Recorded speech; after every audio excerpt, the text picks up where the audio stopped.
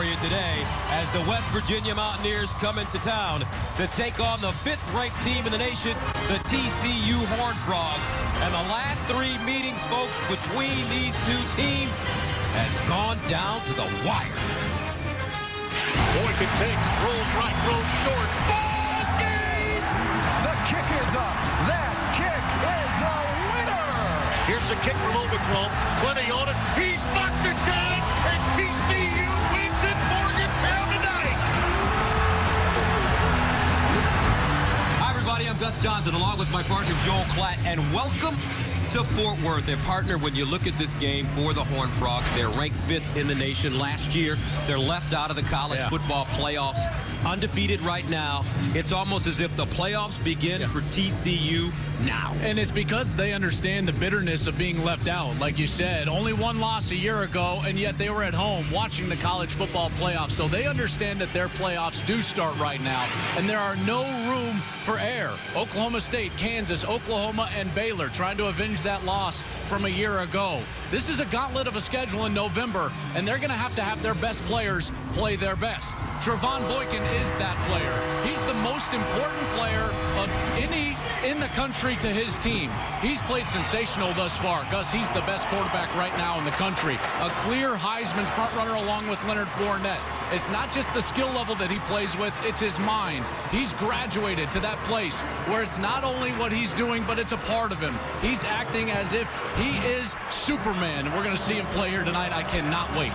According to TCU head coach Gary Patterson, this game with West Virginia has always been a war, and we expect another one tonight. World War IV coming up next on Fox.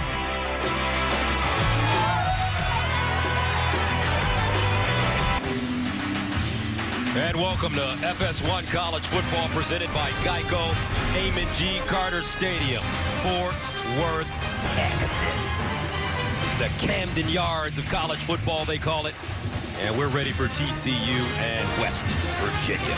Time now to join the 3rd member of our team on the sideline. We call her Boss Lady, Molly McGrath. Oh, thanks, Gus. Well, West Virginia's players have been eyeing this game ever since last season's last-second loss to TCU, and running back Wendell Smallwood told me this is personal. This game means a lot to us. We believe that we can beat TCU. Smallwood returned to practice for the first time in 3 weeks after suffering an ankle injury and told me that he finally got his burst back. He's been running at full speed, and good news for the Mountaineers defense. Corner Terrell Chestnut told me he's going to play through a shoulder injury, and linebacker Shaq Petaway also returning from a sprained MCL in his right knee. Neither are 100%, but they'll push through it tonight, guys. All right, all 3 games between the 2 schools in the Big 12 have been decided on the last play. 2 in overtime, and the road team has won each time. Great football weather, 70 degrees.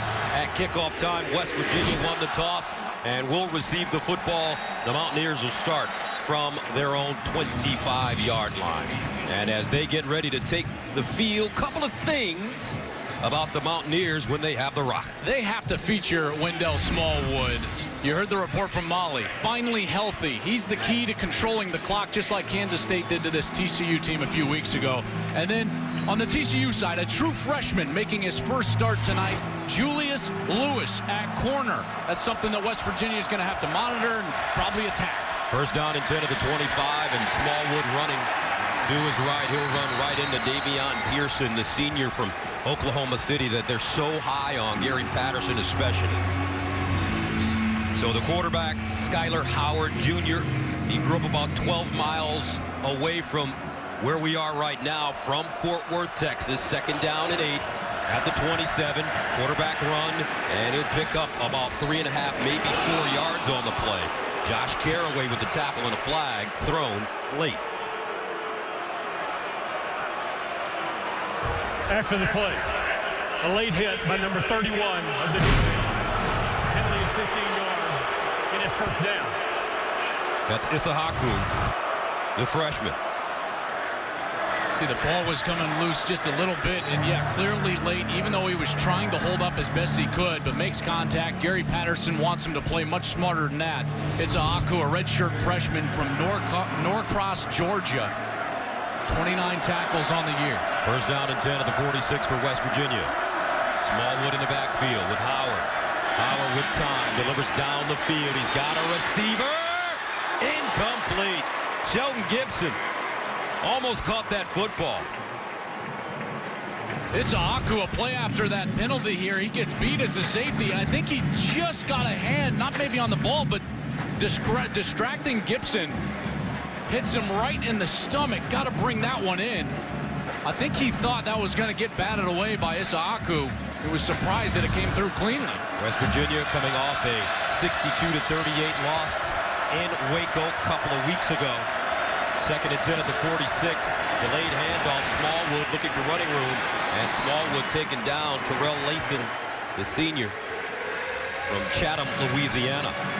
There are a few of these older defensive linemen that are now playing. Davion Pearson, Terrell Lathan, Gary Patterson, leaning on these guys in order to play much improved defense because they have struggled to this point this season, in particular for a Patterson-led unit.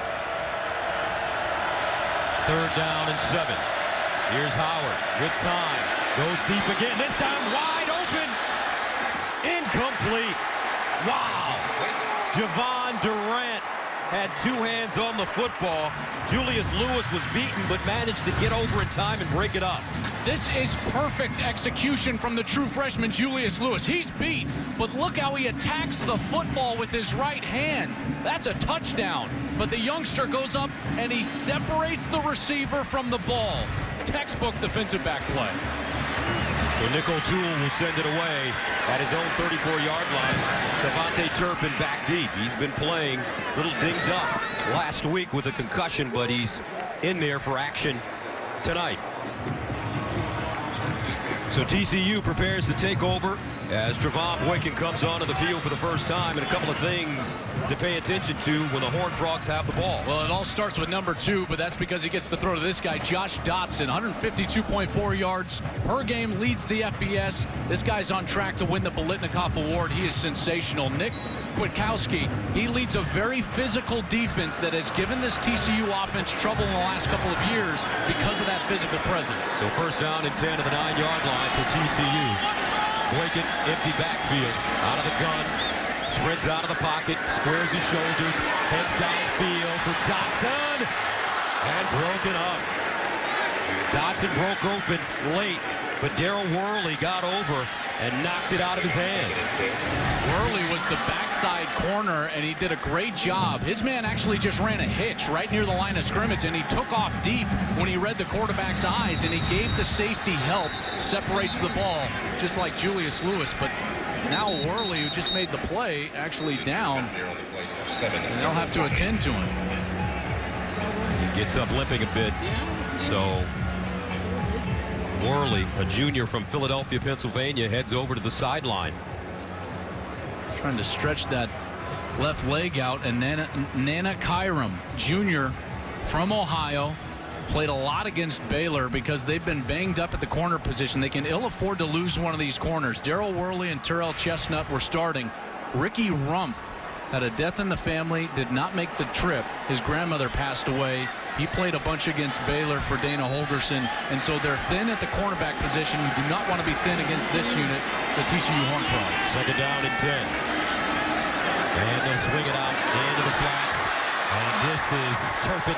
Turpin so quick as he picks up a 1st down. Trevon Boykin, what a career he's had at TCU. Heisman candidate. Boykin's last game at Iowa State, he was 27 for 32.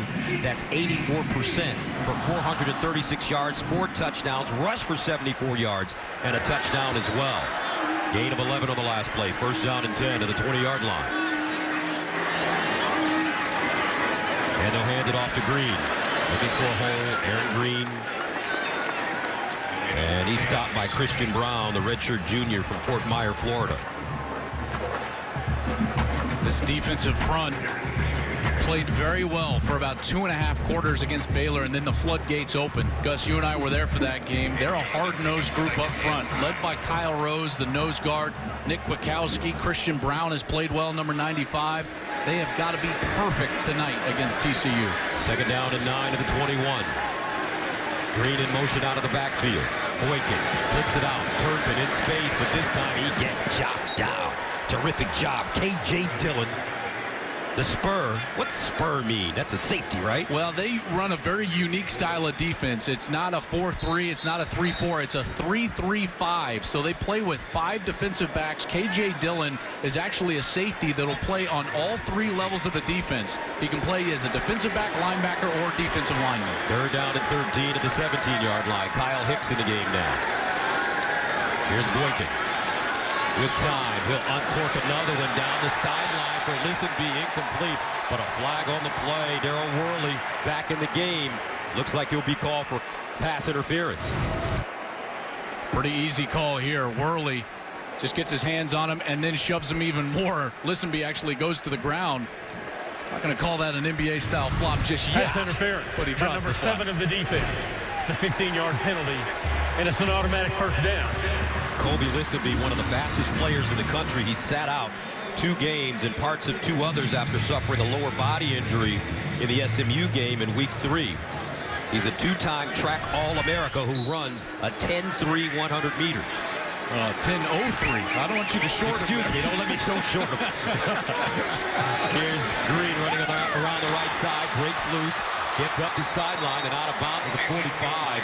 That's a first down. Terrell Chestnut there to push him out of bounds. And he lost his helmet in the process. He'll have to sit out a play. This offense can attack you in so many different ways, and they're doing it with tempo now. First down and 10, opening drive for the Horned Frogs. Now Boykin wants to run it. He's got room and slides down at the 47. K.J. Dillon said, "Take that with you, Mr. Heisman candidate quarterback." Little lick, a little late. But what you just saw is what makes him such a threat. You know, talking with Sonny Cumbie and Doug Meacham, the co-offensive coordinators, they said this guy is maybe the greatest threat in this offense that this offense has ever seen since Johnny football at Texas A&M. Second down and 7 at the 47. Aaron Green hopping through the hole. And he may lose some yardage on the play, about a yard, as Shaq Pettaway gobbles him up. Pettaway dealing with a strain in his MCL and still giving it a go, playing 100%. Gotta love the effort. A senior from Ohio. He's played 44 career games. Had 8 tackles, a monster day against Oklahoma State 2 weeks ago. Third down and 8 at the 46. West Virginia desperately wanting to get off the field to send TCU a message. Here's Boykin, steps up in the pocket, goes deep on the sideline. And incomplete, but a flag on the play. Dotson, the intended receiver. But let's see, the flag is at the 19-yard line. Terrell Chestnut covering. The ruling on the field is that the receiver landed out of bounds. Fourth down. He definitely did land out of bounds, and now we'll check on the flag. Pass interference by number 16 of the defense. It's a 15-yard penalty and an automatic first down. So they're going to call that on Chestnut. Boy, I have no idea where that penalty occurred. The field judge was right in front of him. The flag actually came from the back judge about 20 yards away, who wasn't even in position to make that call. That's a free first down by the officials. That is not a very good call. So 2 pass interference penalties called against West Virginia on TCU's opening series. Boykin sets up a screen underneath and incomplete. Tony James, the intended receiver, number 28, just dropped the football. Dana Holgerson still hot about that call. You know, he should be. It's not even the official that is in position, the mechanics of the officiating that goes on. The field judge is right in front of those 2 receivers. Penalty comes from 20 yards away, and there was very minimal contact at best. Second down and 10 to the 39 for TCU. Boykin. Bouncing in the pocket. Underneath. Ooh, he threw a BB at the 30-yard line. Josh Dotson hauls it in and picks up the first down. This kid has one of the quickest releases that you'll see.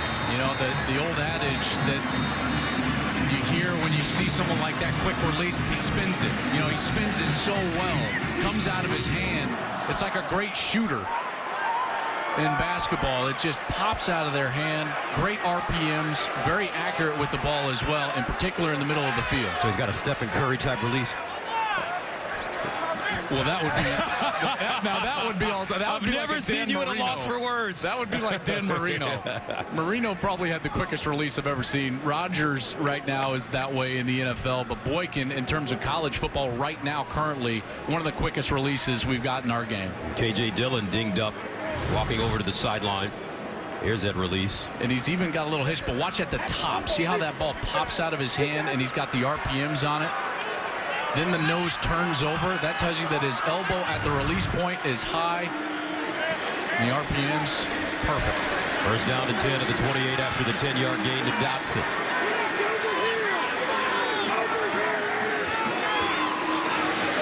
Boykin, here's the reverse, near side, and it's Sean Nixon running out of bounds at the 20. The redshirt freshman from Austin.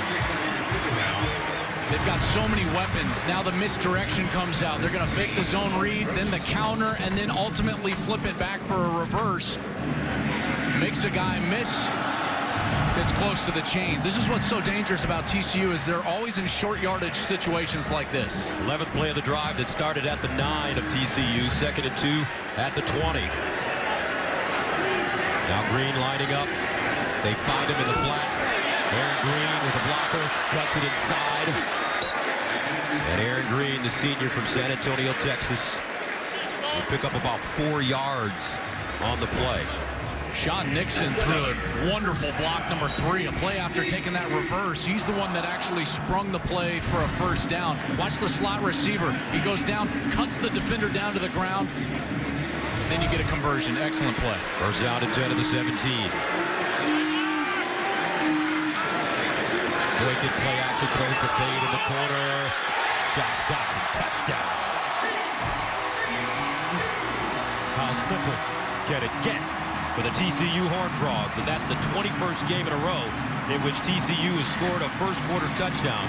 It's the nation's longest streak and an ongoing Big 12 record. How about the timing here? This ball is going to be released by Boykin before Dotson even gains a step. He wasn't even with Chestnut at the time. The ball's released. Dotson turns on the jets and goes to the back of the end zone for the touchdown. Wow. Such an athletic play for Dotson. Have you ever heard of the ballerina Misty Copeland? She's one of the best in the world. I'm not that worldly, Gus. Josh Dotson has some Misty Copeland-esque moves here in the first quarter. TCU on top.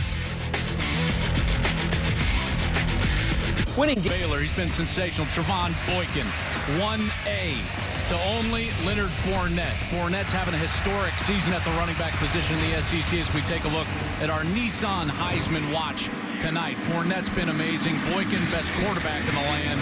Ezekiel Elliott at Ohio State. And Christian McCaffrey. Watch out for McCaffrey. He has really led Stanford on this charge to the point where they're in the running for a playoff berth as well. Overchrome sends it away. Jennings and Durant back deep. And this one will not be returned. So coming up, the West Virginia offense back on the field. Skyler Howard has his work cut out for him. He's got to move the ball against TCU. So Skyler Howard back on the field. TCU with the 7-0 lead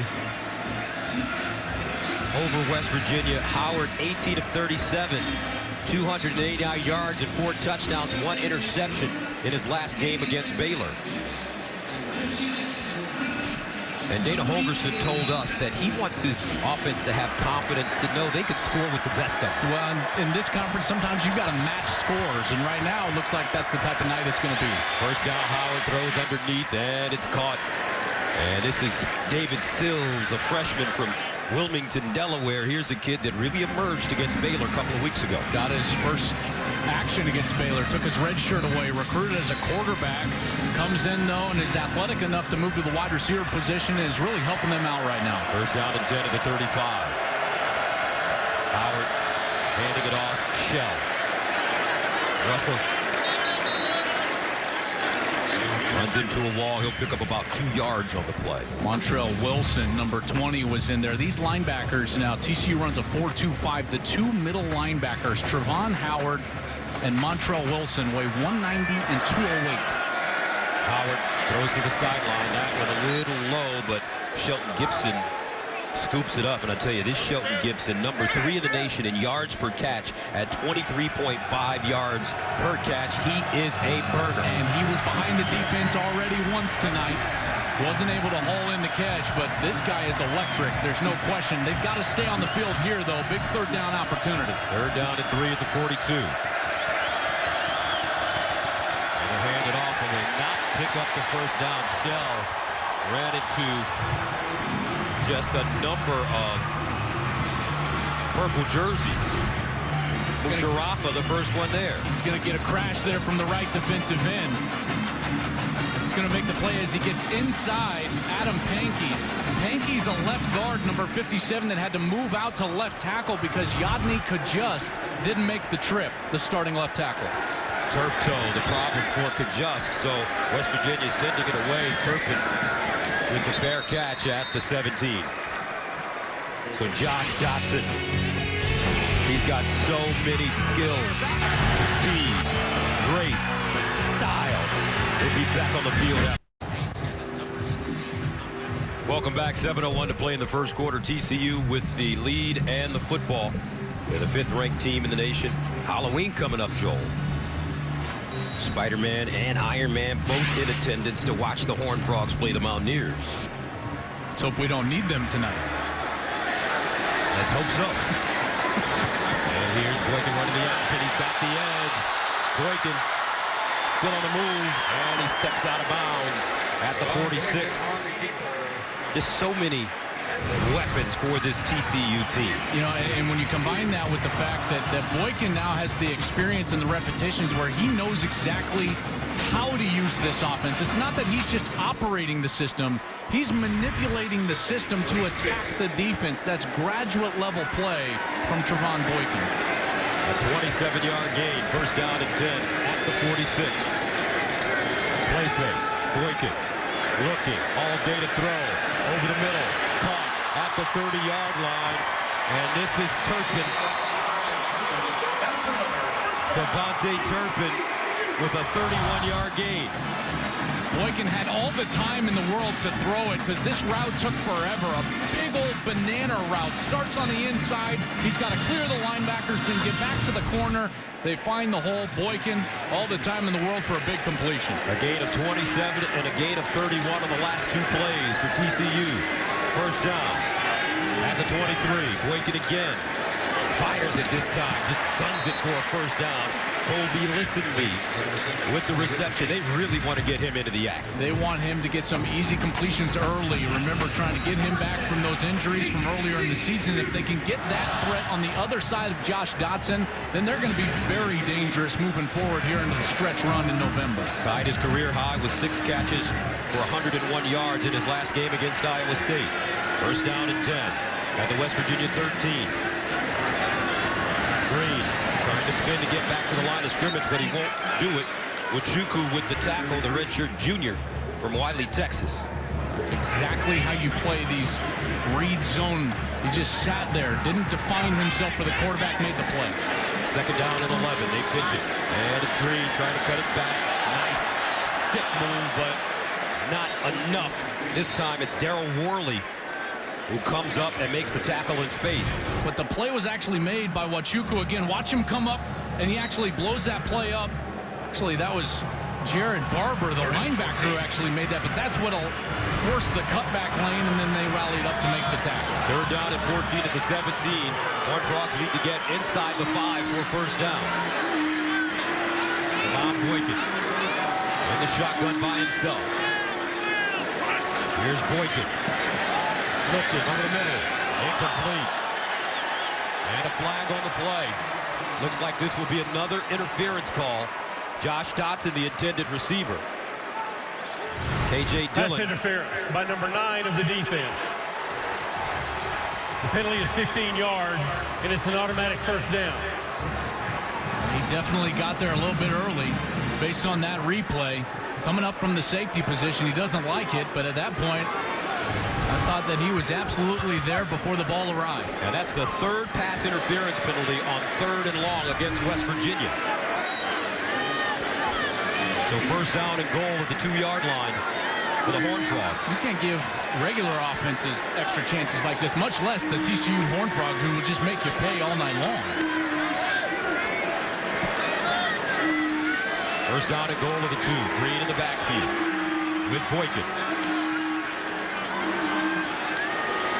Boykin will run it himself. Tries to get outside. Touchdown TCU.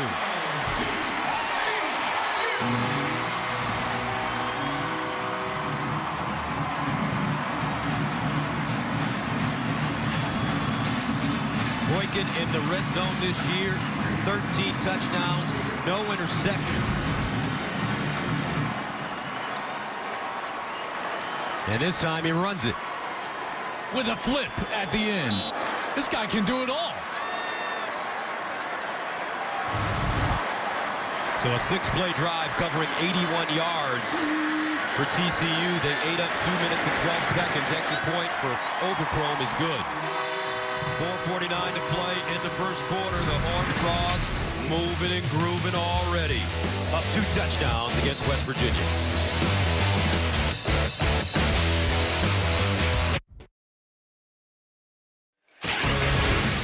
Bit of a shakeup in the AP top 4 this week. LSU Clemson at number 3. Baylor holds in at number 2.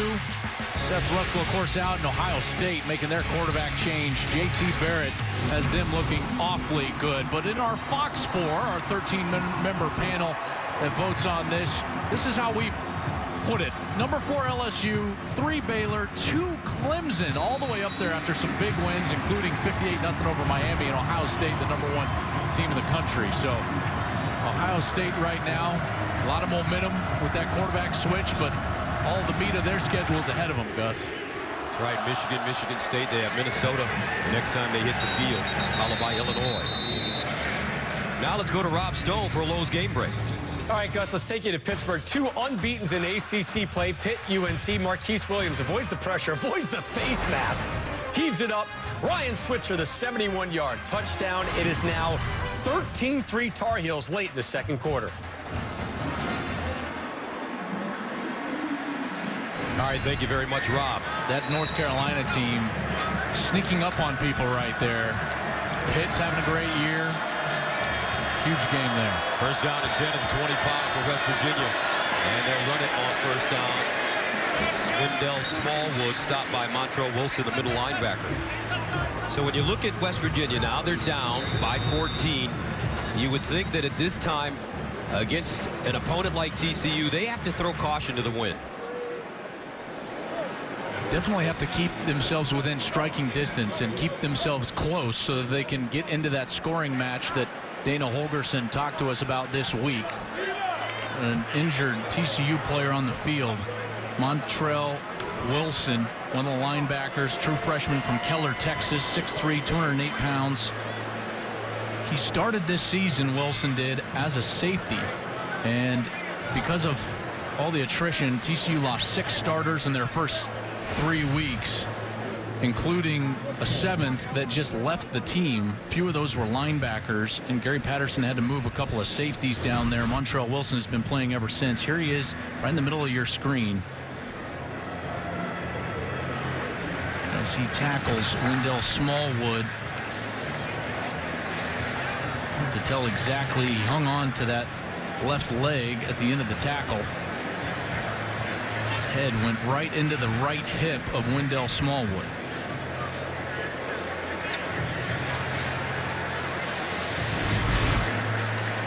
So Wilson will walk off the field on his own. That's a good sign.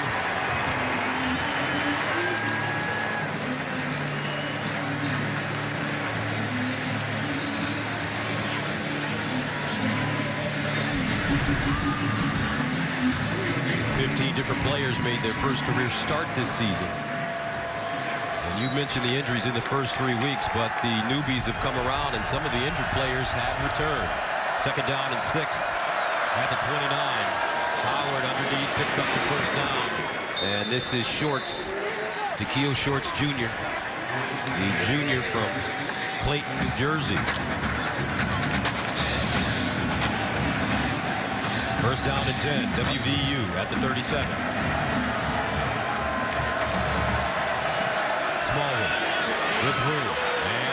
first down for the Mountaineers. Howard with the tackle. But West Virginia determined to run the ball against the Horned Frogs. Well, they need to. It's exactly what Kansas State did to build that 18-point lead at the half in the game in Manhattan, Kansas. And now with the linebacker out, Montrell Wilson, they're going to have to do this with some smoke and mirrors now in the interior. They got to run the ball downhill. Gain of 12, first and 10. Play fake. Howard looking far side. And incomplete. Shelton Gibson, the intended receiver, he may have slipped on the route. I think he did. It was just going to be a very simple completion, probably for a first down, and he's just going to slip out. Left foot goes out from under him. See, that's just going to be an easy first down for West Virginia, but too many mistakes being made. Those wide receivers, for the first time in a long time, are playing on grass. Remember, West Virginia, turf team. Most teams in the Big 12 play on the artificial surface. Not used to playing on this natural grass. Second and 10 of the 49. Again, looking that way. Thinks he has a lane, gets outside, tucks it, and goes out of bounds. Ty Summers chasing him out of bounds along with Derek Kindred. Well, he did exactly what he needed to do, which was make this a much more manageable third down situation. Third down and 4 at the 45. They're 0 for 2 to start the game. Empty backfield for Skyler Howard. He likes to run it out of this situation. Here's Howard. He'll fire it down the field. Looking, Sills over the shoulder, incomplete. It would have been a tough catch for David Sills. But the freshman unable to adjust. Boy, that ball was on the money. The route was perfect. He gave him room on the outside. The ball comes on his outside shoulder, and he was just unable to get all the way back there and catch the ball. But this is 4-down territory, in particular with 2 touchdowns early from TCU. And Dana Holgerson's going to keep his quarterback on the field, and they'll go for it here on 4. So 4th down and 4 at the 45. Smallwood in the backfield. Howard rolling, in trouble, just fires it, and incomplete. West Virginia holding on 4th down, shorts the intended receiver, but Howard under pressure. That's one he's going to want to have back. On 4th down, you never want to throw the ball away. Howard's got to give his receiver a chance. Even if that ball is intercepted, they would have picked up 3 or 4 yards, but Gary Patterson psyched. Remember, he loses a linebacker on that series. And his defense is able to get it done. Pressure up front. Force Howard out of the pocket, and they get off the field. Big stop for TCU. So TCU now with the football at their own 45. Boykin 7 of 9, 79 yards and a touchdown. He also has a rushing touchdown. Boykin steps back in the pocket. Fires. Dotson caught at the 10. Josh Dotson again. 45 yards. Watch this. This is a broken play. I want you to watch Josh Dotson. He's the receiver in the middle. He's going to throw up his hand. He's just saying to his buddy, hey, throw it deep. I'll go get it for you. He's one of the best deep ball catchers in America and proves it right there. And he'll hand it off to Green. And Aaron Green down at the 7, maybe the 6.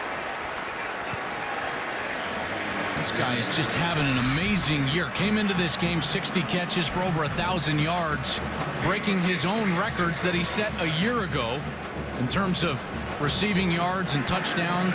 Already 13 now in the season. Corey Coleman is having a great year as well, but boy, these 2 guys, easily the best 2 wide receivers in America. Back-to-back weeks, West Virginia faces Corey Coleman and now Josh Dotson. 2nd down and goal at the 7. Boykin running it, tries to cut it inside and doesn't go very far. Good defense. Jared Barber, first man to him, the redshirt senior. Noble Wachuku was in there again, the junior from Wiley, Texas, number 97. He's done a nice job against all those zone read plays as the left defensive end for West Virginia. And a good first quarter so far. 3rd down and goal at the 7.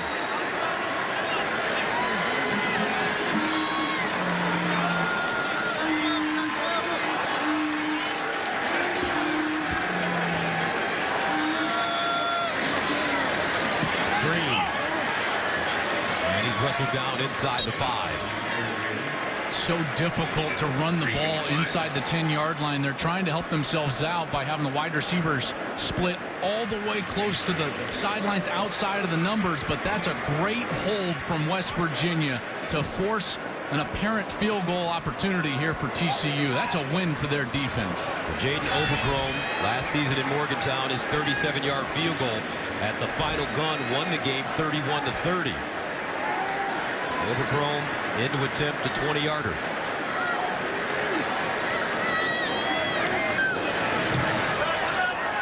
And it's good. We'll take a break. TCU, though, with a 17-0 lead. Your daughter. 17-0 lead. Jennings and Durant back deep, and once again, they will not be able to return this one. Well, folks, the World Series is off to a great start. The Royals head to New York with a 2-game lead. Can the Mets get back into the series, or will the Royals move one win away from their first title in 30 years? It all starts tomorrow with a pregame show on FS1 at 7 p.m. Eastern, then turn into your local Fox affiliate at 7:30 p.m. Eastern for Game 3 of the World Series. As you take a look at the men that will be on the mound. Ventura against Syndergaard, where the Mets need those young arms to show up. Howard, he fires, and Jordan Thompson with the catch. He'll be close to the first down. Looks like he has it. Derek Kindred pushed him out of bounds. This is a big series for West Virginia because their defense had such a successful series. They're forcing a kick, whether it's a punt or a field goal, it's a win for them. They've got to get points here to stay close and give that defense some motivation to continue to play hard. First down and 10 of the 36. And the handoff, and wow. Shell goes nowhere. He gets crunched by Terrell Lathan. They are lucky that that ball didn't hit the ground.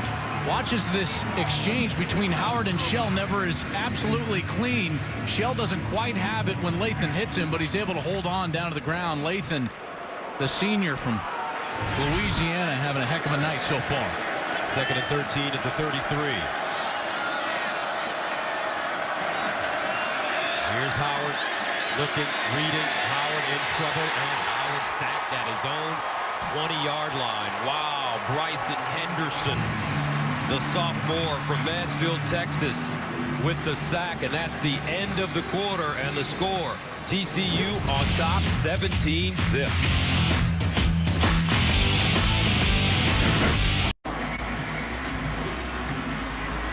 The Frog should definitely be feared with Trevon Boykin leading the way for TCU. Boykin, 8 of 10, 124 yards, a passing and a rushing touchdown. Right now for West Virginia, they're faced with a 3rd and 25 at their own 21. Howard decides to run it, tries to get through the hole and does, but is taken down at the 26 by Ty Summers. Mountaineers will have to punt it away yet again. Smart play call. You don't want to force the ball into coverage. There were 8 TCU Horned Frogs deep, just dropping deep on the 3rd and 25. The last thing you want to do is create a short field for Trevon Boykin in that offense. Nick O'Toole punting from his own 14-yard line. 3rd punt of the game for O'Toole. Devontae Turpin, the deep man, he backpedals, fields it around the 15, makes the first man miss, makes the second man miss, and gets out of bounds at the 21. A 53-yard punt and a 2-yard return. Now huddle up with college football experts in live web chats all season long. A new guest every week. The Edward Jones College Football Huddle on foxsports.com. And this is the most exciting time of the year in college football, when you're trying to figure out who will get to the big dance, excuse me, NCAA tournament, but I gotta say it. The Final Four. How about that? Oh, there are people somewhere cringing. Yes. First down and 10 to the 21.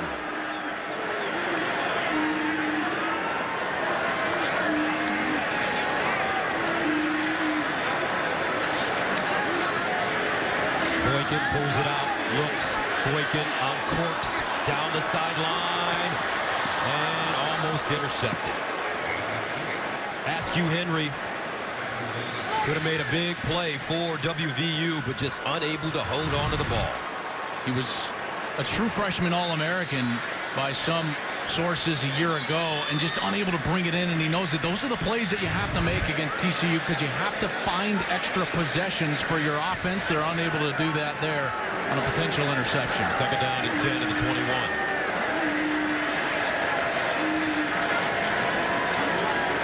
Boykin over the middle.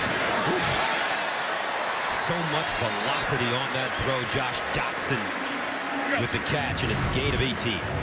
Look at the small window that he's throwing through. The defensive line drops out, and watch this. I mean, that ball is thrown to nobody but space, because he knows where Dotson's going to be. That's using your mind. See, that's understanding the offense and the system. Great timing, accurate ball, and a completion for a first down. That's why he's the best in America right there, ladies and gentlemen. First down and 10 at the 38. Boykin now sidearms it to the near side. Nixon with the catch. And I know Troy Aikman, if he's watching this game, wouldn't like that delivery from Trevon Boykin, but... You know what, though? I think he would. And I've talked with Troy about this. Playing quarterback is more like playing shortstop in baseball than it is like being a pitcher and trying to repeat your delivery, because you can't repeat your delivery in football. There's a defense out there. They're chasing you. He drops down, still throws it accurately. Second down and 9 to the 39.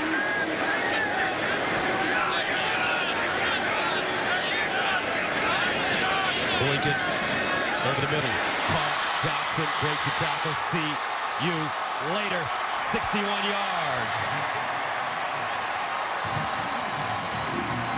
But there is a flag on the play. All the way back at the 37. This may be going against West Virginia.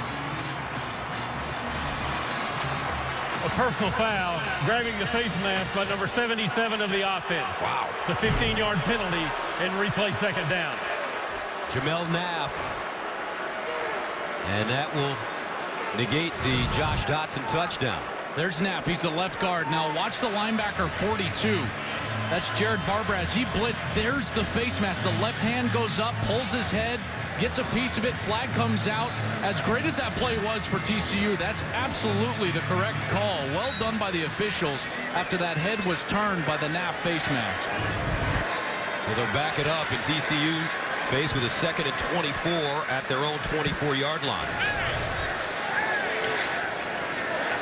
One thing you can say about this TCU offensive line, Joel, they keep Trevon Boykin pretty clean most of the time. Oh, look how experienced they are. Fultz, Hunt, Naff, Vaitai, all seniors. 4 of them back from last year's team. Joseph Noteboom, the only underclassman. He's a sophomore, but he's 6'5", 320. TCU calls a timeout.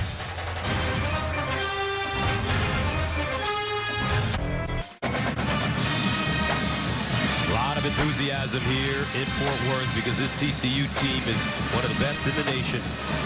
17-0 right now. Let's go downstairs to Molly McGrath. Gus, before the Iowa State game, Trevon Boykin greeted a young Cyclones fan with cerebral palsy named Abby Faber and said he just wanted to say hi to Abby because it felt like the right thing to do. He was shocked that it could change someone's life, and TCU fans made a fundraising page. They made up to $30,000 for her family, and a TCU donor donated a private jet to Abby and her family so they could be here tonight, guys. And thank you very much. What a heartwarming story. Trevon Boykin kneeling down to talk to that young girl. Here's Boykin to throw it, in trouble, and sacked. 6 sacks all year given up by TCU. That is number 6. Wachuku, you've been talking about him a lot, Joel. Being able to get to the quarterback, and there's an injured player. That's Vaitai. Kalapuli Vaitai, senior from Haltom, Texas. He was all Big 12 a year ago. He's one of these experienced players. Started all 13 games at right tackle last year. Moved over to left tackle at times because of injuries, but still working against Wachuku all day. And see what actually happens to him. There he is, number 74.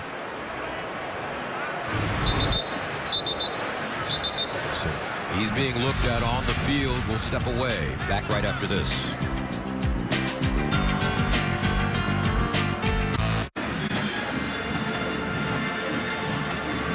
Left tackle, Vaitai. Teammates call him Big V. Getting that right leg looked at here. He was rolled up on part of an offensive line that has protected their quarterback so well, giving up only 5 sacks on the year. Now number 68 in the ball game for TCU. 3rd down and 31. They swing it out. Turbin.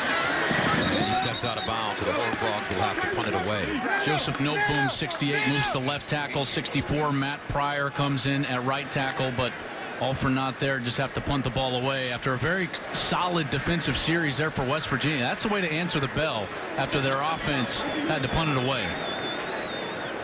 So West Virginia with a chance for good field position as Ethan Perry will punt it at his own 4-yard line. Gary Jennings back deep at the 39. Wobbly kick and bounces out of bounds around the 45. So West Virginia will have good field position. Our college football weekend is just getting started. This Saturday, we've got a full day of action with some of the country's biggest programs, including USC, Texas, and 14th ranked Oklahoma. It all begins Saturday at 3 p.m. Eastern on Fox and 3:30 p.m. Eastern on FS1. How about that Texas team getting a little bit better every week? Boy, aren't they? They've done a heck of a job, and they really started running the football. It was so important for them to do that. Their defense was just on the field way too long early in the season, but they've righted that ship. First down to 10 at the 47 for West Virginia, and they'll run it with Smallwood. And Smallwood with some good room as he gains 5 yards on the play. Got to take advantage of this solid field position here for West Virginia. The defense did their job. Now the offense got to move down and get some points. 2nd down and 5. Howard near side, make it far side, and is that caught? Yes, it is. Nice catch by Javon Durant. And Durant being pushed a little bit by David Sills. After Sills came in the lineup, Durant, who had started since the beginning of the season as a true freshman, his level of play in practice and now in games has really increased. Sometimes competition will do that to kids. First down to 10 at the 38. Skyler Howard again. And incomplete, intended for Smallwood out of the backfield. That was a smart decision to just throw that over the head of Smallwood. He would likely have lost a yard or two. Mike Tua'ua, 93, was the guy in coverage, and the incompletion actually made him a couple of yards there. 2nd and 10 at the 38. Howard 5 for 11, 43 yards. Smallwood. And he'll get close to the 30-yard line. Terrell Lathan in on the play again. Dana Holgerson, his name has been mentioned as a possible candidate for the Miami job. He's a guy that's had a lot of success, but right now they're in the midst of a very hard stretch in this October schedule. 3rd down and 4 at the 32. Skyler Howard steps up in the pocket, delivers. He's got Gibson. Touchdown, Shelton Gibson. 32 yards. Howard, under immense pressure, stood in there and made a terrific throw. I mean, the throw was great, but the read was terrific as well. He's going to be watching this safety the whole time. As soon as the safety comes down on the inside post, now he's going to throw it over the top. That's the timing that's going to be perfect, and he lays it out there for his big play wide receiver, Shelton Gibson.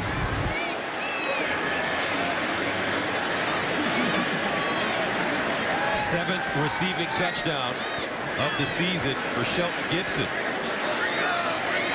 And Josh Lambert comes in to attempt the extra point, and it's good. West Virginia finally on the board. 11:19 to play in the 2nd quarter. They go to their main man, Shelton Gibson. Touchdown, Mountaineers.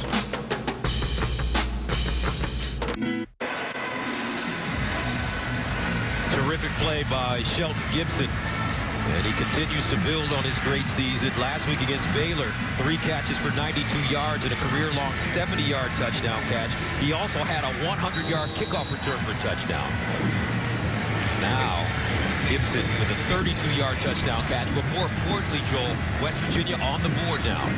And just a 10-point game rather than a 24-point game, which it was before that face mask negated the last touchdown for TCU. Turbin decides to take a knee in the end zone. And they'll have it at the 25. Boykin and Dotson have connected as usual. These guys have such a great relationship off the field, and there's no doubt that it helps them on the field. You know, you've seen now 3 or 4 different times where Trevon Boykin throws the ball before Dotson's anywhere near the completion spot. Great timing, but that's also a trust factor with a guy that you know is going to be where he needs to be. He's going to be open, and he's going to catch the ball. Already a big first half for Josh Dotson. First down and 10 at the 25. Reed and Hicks in the backfield with Trevon Boykin. Running near side, and this time it's Aaron Green. Kyle Rhodes with the tackle. I don't know if you're Dotson and Trevon Boykin. If Boykin carries Dotson's bags or Dotson carries Boykin's bags. I think Gary Patterson carries both of them. He should. He certainly should. Second down and 7 to the 28.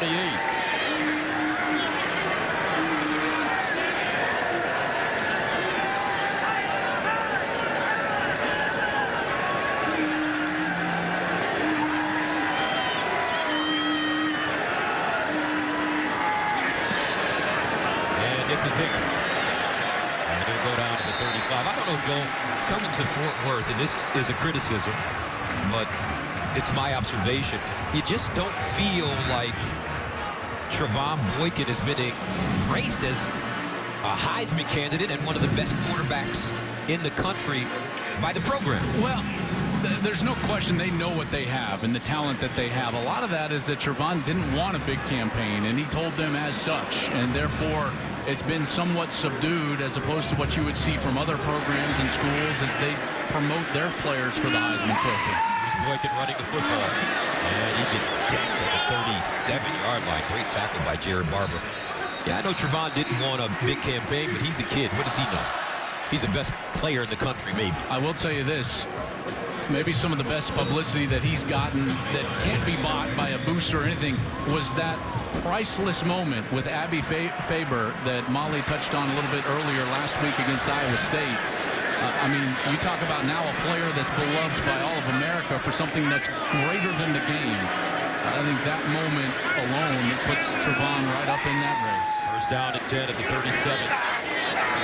And Boykin pulls it out, looks underneath. Dotson makes the catch, and Dotson goes down in midfield. Nice tackle by Askew Henry, but it's a gain of 15 yards. This pocket presence is uncanny. Watch, he's not looking at the rush. He just avoids it, and yet he continues to keep his throwing platform. The platform meaning the ball stays up at his chest so that he can have a quick release down the field and throw it accurately for a first down. That's amazing stuff right there. First down and 10 at the 48. Boykin 12 of 15, 158 yards, a touchdown, throwing and rushing. Here's Trevon again. All day to throw the ball. Far side, and it's caught. This time, Charlie Reed, the sophomore from Dallas, with the grab. Not too greedy there. Boykin just taking what the defense is giving. I want to go back just one moment because that moment with Abby Faber, you talk about perspective at a coin flip before a Big 12 game. Gus, I just going to go to someone that put it much greater than I ever could. Abraham Lincoln once said, no man is so tall as to when he stoops to help a child. And that's what Trevon Boykin did at Iowa State, and he should be commended for it. Well said, Joe. Second and 6 at the 44. Now Boykin, that one deflected and knocked down. Isaiah Bruce, I believe, who's playing defensive end today. He's a former linebacker. He may have gotten a hand on the football. Bruce has had an up-and-down career. Started as a true freshman. He had 16 tackles in his first college football game, and then 15 all of last season. So it's trended the wrong direction for Bruce. He's gotten a little bigger, so they're trying him now at defensive end. He's very excited to get back on the field and try to contribute. Third down and 6 at the 44. Boykin under pressure, off his back foot, Turpin! And Boykin just couldn't get enough on that football. Turpin was open. And that brings up 4th down. So well played by West Virginia. Daryl Worley with pressure on Boykin. The Mountaineers with a chance to get the ball back. And now that's 3 straight series what we've seen the Mountaineers bow their neck inside the 10, force a field goal, and now back-to-back punts. So an excellent job by Tony Gibson's bunch to get off the field against TCU so far. Ethan Perry will punt it from the 42. KJ Dillon back deep at the 10. Dillon signaling for the fair catch, and he has it at the 11. So the West Virginia defense coming up big. They give their offense back the ball, trailing 17-7.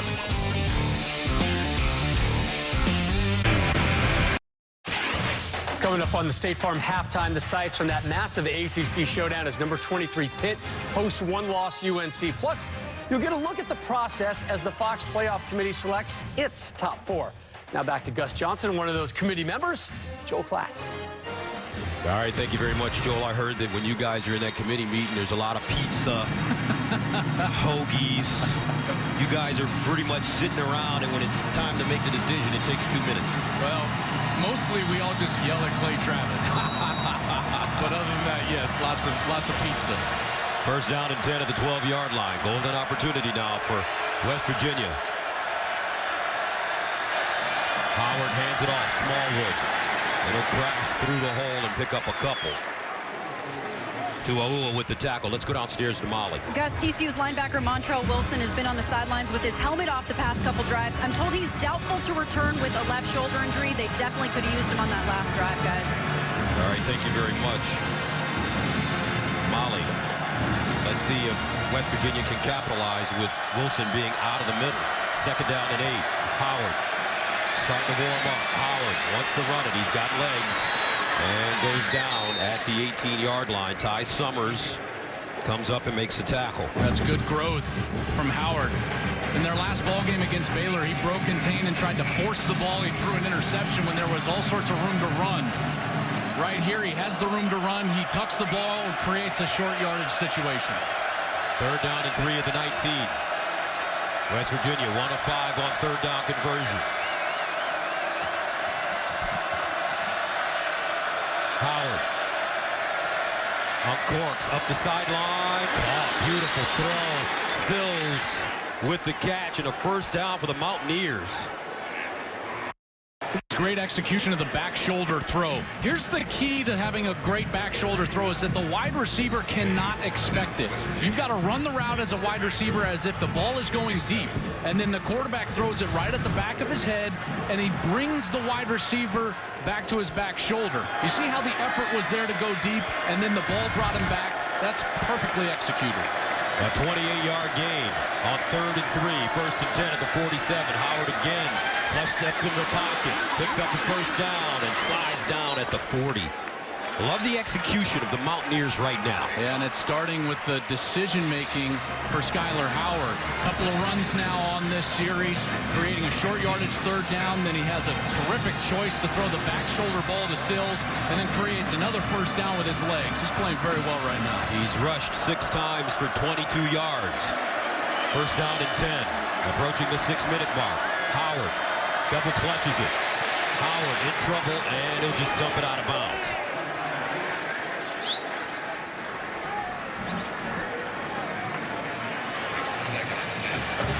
Boy, he got popped. What I felt like was a little late. They probably assumed outside of the pocket. Maybe it wasn't quite as late. Looked worse than it was. But a good decision again. You know, sometimes for a quarterback, burning the football, throwing it out of bounds is a good decision. Live to play another down. 2nd down and 10 at the 41. Howard to throw it again. And he'll flick it to the near side. William Kress. And Kress crawls forward and gets down at the 35. William Kress Jr., also a backup quarterback from Baltimore. He's so explosive that they created a package for him at running back. They're working him into the game. But now Howard again in one of these short yardage conversion opportunities. 3rd down and 3.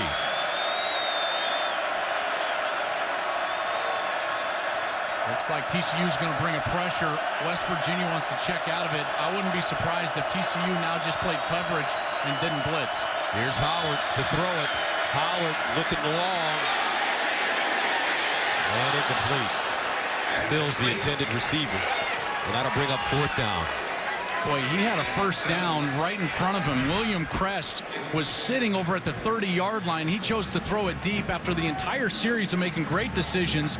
Crest was wide open. All he had to do was essentially check the ball down, and he moves the chains once more. It just goes to show you, decision-making's got to take part the entire series in order to score. So Josh Lambert comes in to attempt a 51-yarder, his career-long 55 versus Texas Tech in 2014. And I'm surprised that Dana Holgorsen isn't going for it here on 4th down. Well, he might be saved here because the tight end didn't get on the field quick enough. That was Darren Arndt, number 89, was trying to run on the field. They were only lined up with 10 players. This might give Dana another time to think about it, but I don't think he is going to think about it. I'm with you at the 34-yard line with Trevon Boykin sitting on the opposing bench down 10 points. I know he wants the points, though. You make it a one-score game, and I understand that, but a 51-yarder. He's got a great kicker. There's no question about that. Josh Lambert, Lou Groza finalist. 2 years ago on this field, he kicked the game-winning 34-yard field goal to win it. 30-27 from 51 yards away.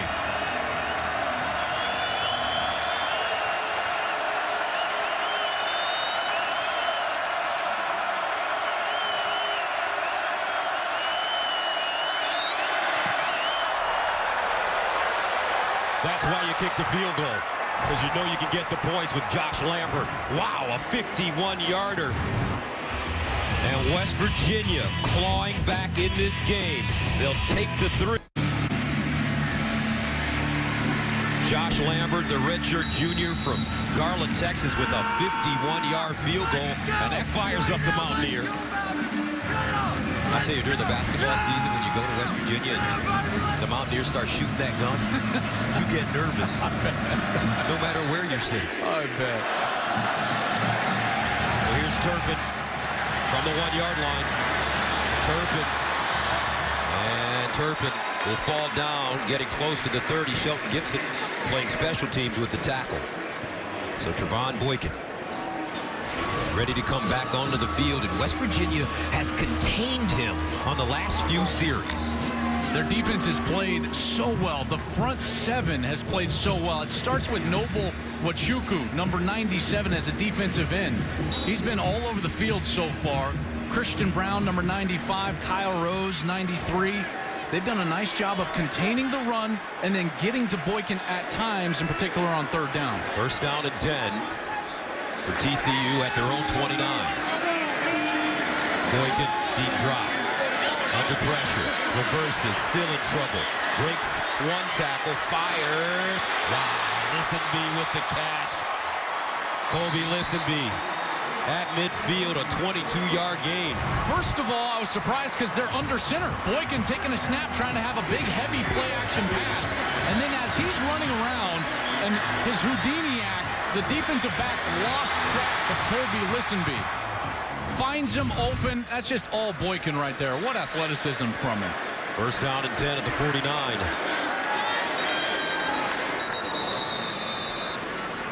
And a timeout called by the Mountaineers with 4:28 to play. Mountaineers with 1 timeout remaining. TCU with 2. Holgorsen wants to talk with the referee. Cooper Castleberry. What do you think that conversation is about? You know, I don't know, because Listenby wasn't close to the sideline, so I don't know. I think he's talking about a formation, pointing to guys being off the line or on the line. And, you know, Holgorsen and Sonny Cumbie go back. Holgorsen was Texas Tech's inside receivers coach when TCU co-offensive coordinator Sonny Cumbie was at Texas Tech. Well, and he also coached with Doug Meacham. You know, Meacham, the co-coordinator here at TCU, was an assistant coach under Holgorsen when Holgorsen was the offensive coordinator at Oklahoma State. So both of these guys have familiarity. First down and 10 at the 49. And they'll hand it off to Green. And Green crosses the line of scrimmage. And there's your man again, Wachuku with the tackle. He's playing lights out this evening. Noble Wachuku from Wiley, Texas. Here's Meacham. He's the primary play caller, both of them in their second year. Doug Meacham and Sonny Cumbie have completely transformed this TCU program with this air raid offense. Second down and 9 at the 48. And once again, this one dropped, though, by White. That ball comes out of Trevon Boykin's hands so quickly off his back foot. He's got multiple ways to throw the ball. So comfortable. And calm. You know, never too high, never too low. Even when they've struggled in the last couple of series, he's been the same. Third and 9 at the 48. Another great chance for the Mountaineers defense. Boykin with time. Now under pressure. He scrambles. Looking for the first down. Can he get there? No, he will not. He's about 2 yards short of the first down. Xavier Preston chasing him out of play, so TCU with the decision to make now. First guy chasing there was Edward Muldrow, who was in the backfield. Number 20. Their first warning. Sideline warning on West Virginia. Muldrow was in the backfield, and then Boykin escaped, and he was clearly short as Preston, the sophomore from Stuart, Florida, knocked him out. So TCU going for it on 4th and 3. West Virginia showing blitz.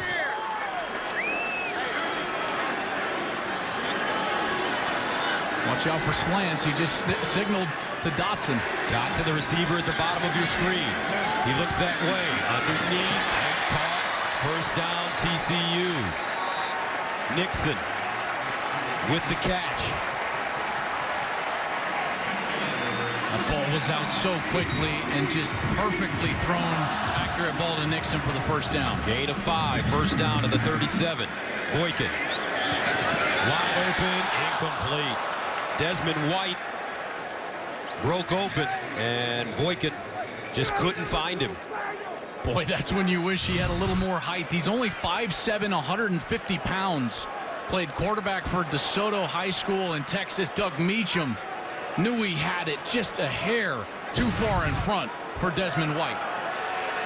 Second down and 10 at the 37.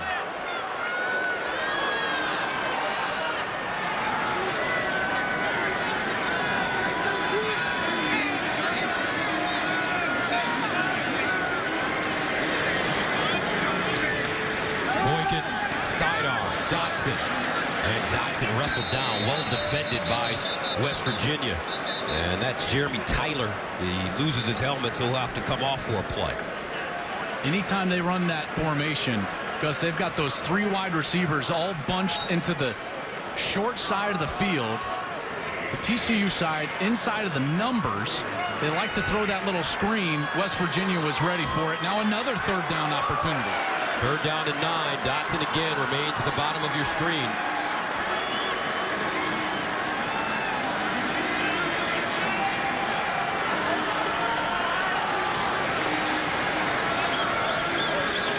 Here's Boykin. And incomplete. Flag on the play, though. Wow. Christian Brown was in the backfield.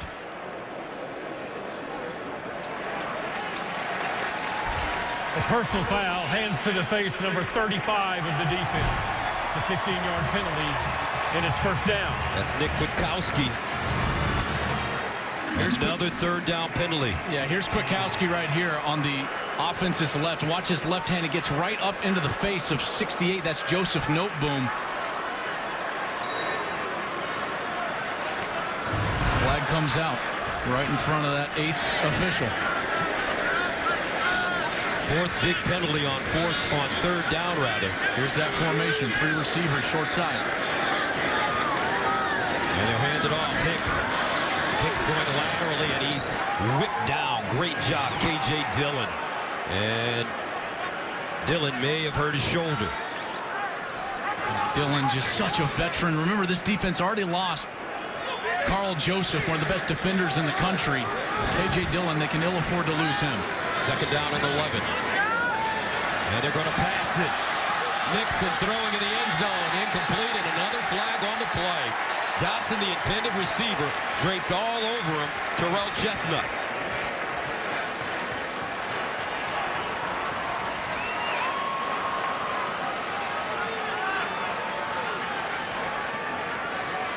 And that will be the fourth pass interference penalty of the first half. Pass interference by number 16 of the defense.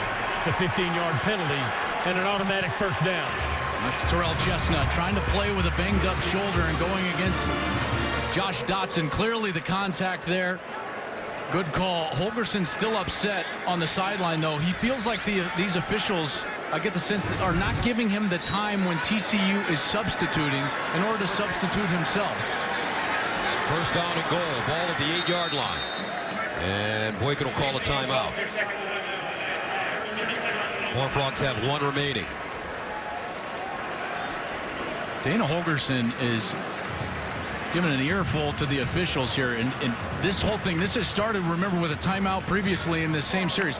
He's upset because when TCU is substituting, he doesn't feel as though the officials are giving him the proper time to match the substitution. Remember, the rules are this, that if the offense substitutes, then the officials hold the play and allow the defense to match up. He doesn't feel like they're giving them sufficient time right now to do that.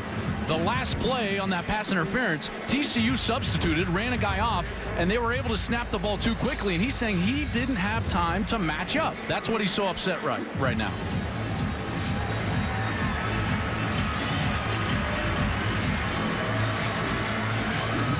And let's go to our rules analyst, Mike Pereira. Quickly, Mike, your thoughts on Dana Holgorsen's argument.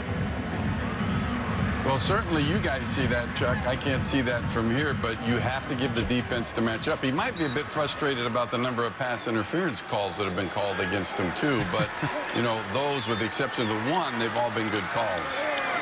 First down and goal at the 8-yard line. And this is Hicks. And Hicks dragged down at the 5. 4 pass interference penalties against West Virginia. Holgorsen still upset. Boykin with 1:39 and counting wants to punch this one into the end zone to head into halftime. And you see now the mechanics really coming in. They just substituted. The 8th official ran in there to hold the offense, so now they're being very deliberate because Dana is so upset. Second down and goal at the 5. Boykin looking. Boykin over the middle. Incomplete. Closest man to the ball for TCU, Sean Nixon. So that brings up third down and goal. Gus, this is a huge play right here. TCU gets the ball to start the second half, so they've got a chance to have a 14-point swing here for Gary Patterson's squad. A hold here would be enormous, and it would be the second straight red zone hold for West Virginia. Third down goal at the 5.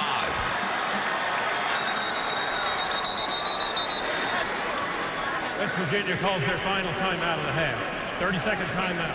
So West Virginia using their final timeout.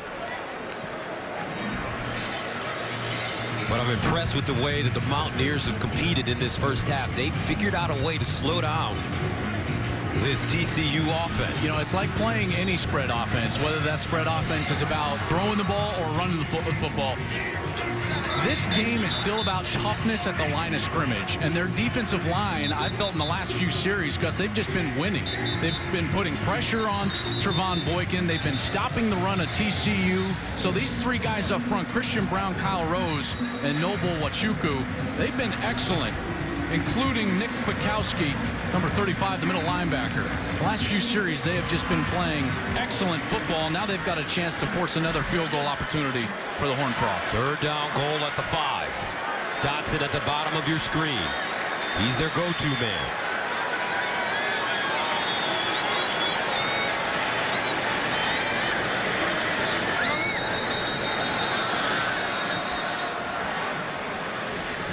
A delay of game by number 2 of the offense. It's a 5-yard penalty, and it's still third down. And Joel, that's not necessarily a bad penalty. Well, Gives them a little bit more room. Potential, I can see your argument there, but you never want to give up too many yards. I mean, yards are precious in games like this, and particularly when defenses are playing so well. Much harder conversion, but they do have space now and the opportunity to potentially throw a post to a guy like Dotson, who's near side, bottom wide receiver on your screen. Third down, goal at the 10. Dotson runs a post. They look for him, but West Virginia there as Dotson goes out of bounds at the 5, so that brings up 4th down. And here comes the field goal unit.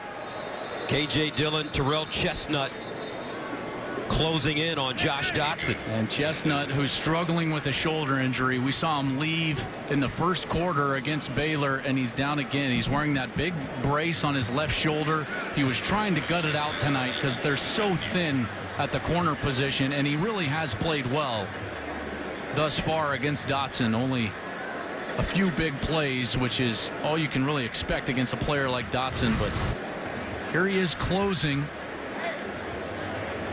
I think he landed as he went to the ground with his arm extended because the contact happened on his right side. Just feel for a kid like that, battling it out, gutting it out, trying to be on the field for his teammates. His shoulder is letting him down. Pottstown, PA. And what a job. I mean, these kids from Western Virginia in the secondary, you got Corey Coleman one week and then Josh Dotson the next week. Yeah, Tony Gibson's done a great job, I mean, tonight as a defensive coordinator, because it's a totally different plan of what you have to play with to face Baylor rather than TCU. You got to play a lot more zone coverage, pin Boykin in rather than versus Baylor. Really, you want to play man and try to blitz them. As you mentioned, all without Carl Joseph before the Oklahoma State game in week 5. They lost the All-American senior safety to a non-contact knee injury in practice. Just a program killer, because he not only was their best player, he was their emotional leader. He was their man, their alpha, Carl Joseph. And playing without him, in particular on the road, so difficult for this Mountaineer squad. So Chestnut walked to the sideline now. Jaden Oberchrome comes in to attempt a 23-yarder. He's good from 20 yards tonight already.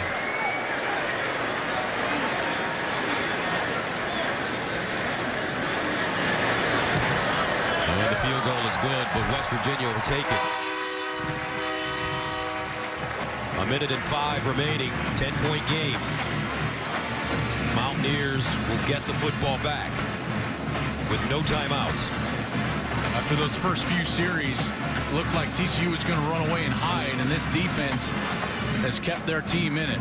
Just an excellent job by Tony Gibson, his staff, and these players on the defensive side for West Virginia to hang in there, hold TCU to this 20 mark, and give their offense a chance here with 1 minute 5 left to potentially go down and get some points. Although with no timeouts, you have to wonder how aggressive Dana is going to be with Skylar Howard here in a 10-point game.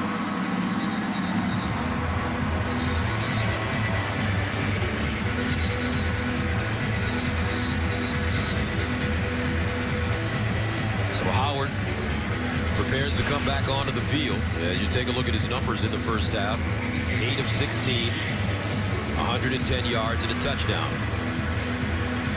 He started 3 for 8.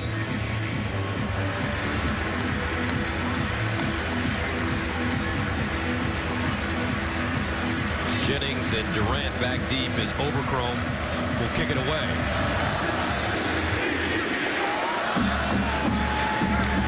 And West Virginia will bring it out of the end zone. This is Durant. And a flag on the play. Julius Lewis with the tackle on special teams.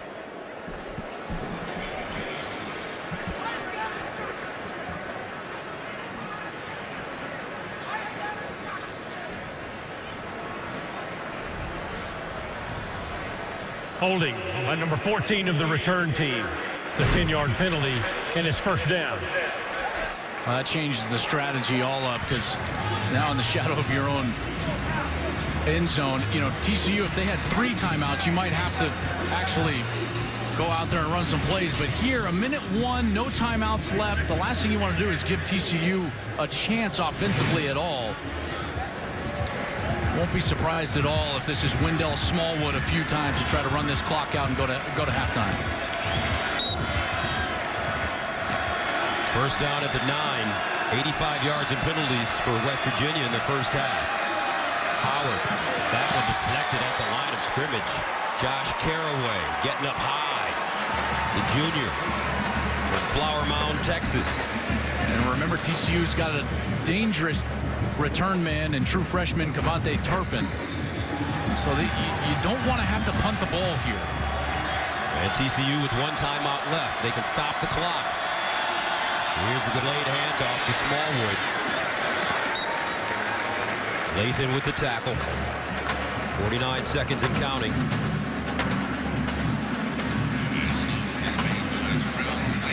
Gary Patterson always so active, Joel, on the sideline. He'll wait to see if he gets a stop to use that timeout and force them to punt.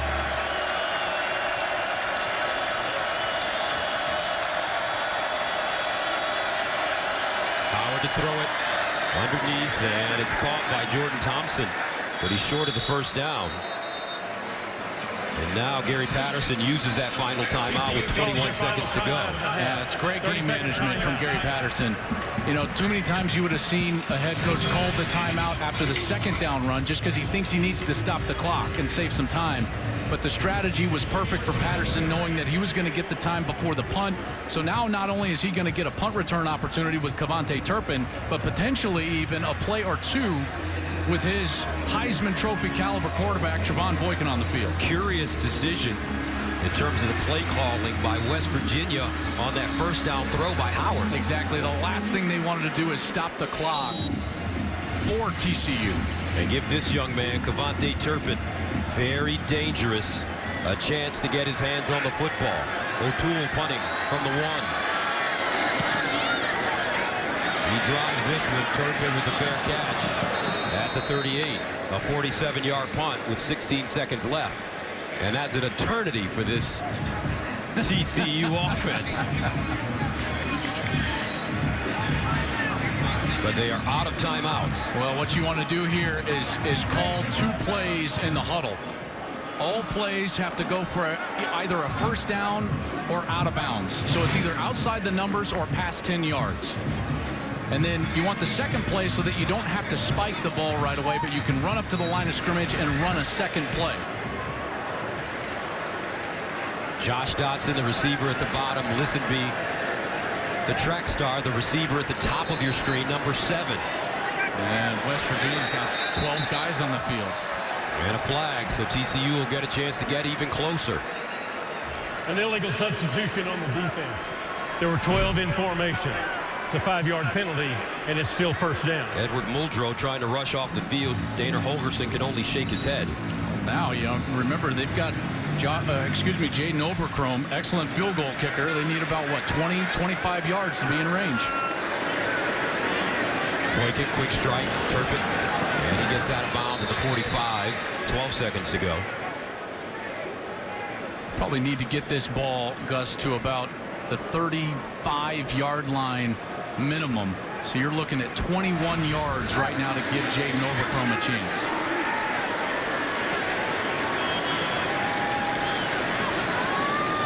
Dixon in motion. Lines up in the slot. Boykin hit as he throws. Completes it near side. Boykin with an awkward fall. Josh Dotson, the receiver. Well, with 5 seconds, this is why he went down awkwardly. Boy, that's just dangerous. Isaiah Bruce in there on the defensive line, and they will give Oberchrome a chance here. Long of 56 in his career. Against Kansas State in 2013.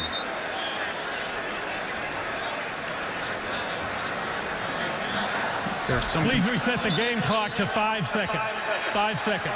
The runner was out of bounds. That's what I thought. The reason I was shocked that the game clock was moving is Dotson was out of bounds, which should have stopped the clock, not for the first down, but for out of bounds, and given them an opportunity to go out and kick this field goal. So 5 seconds put on the clock for Jaden Oberchrome, the senior from Arlington, Texas. This would be his career long 57 yards.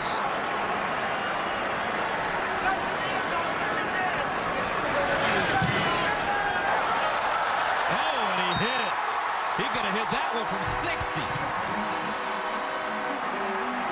Jay Noverchrome with a career-long 57-yarder to end the first half.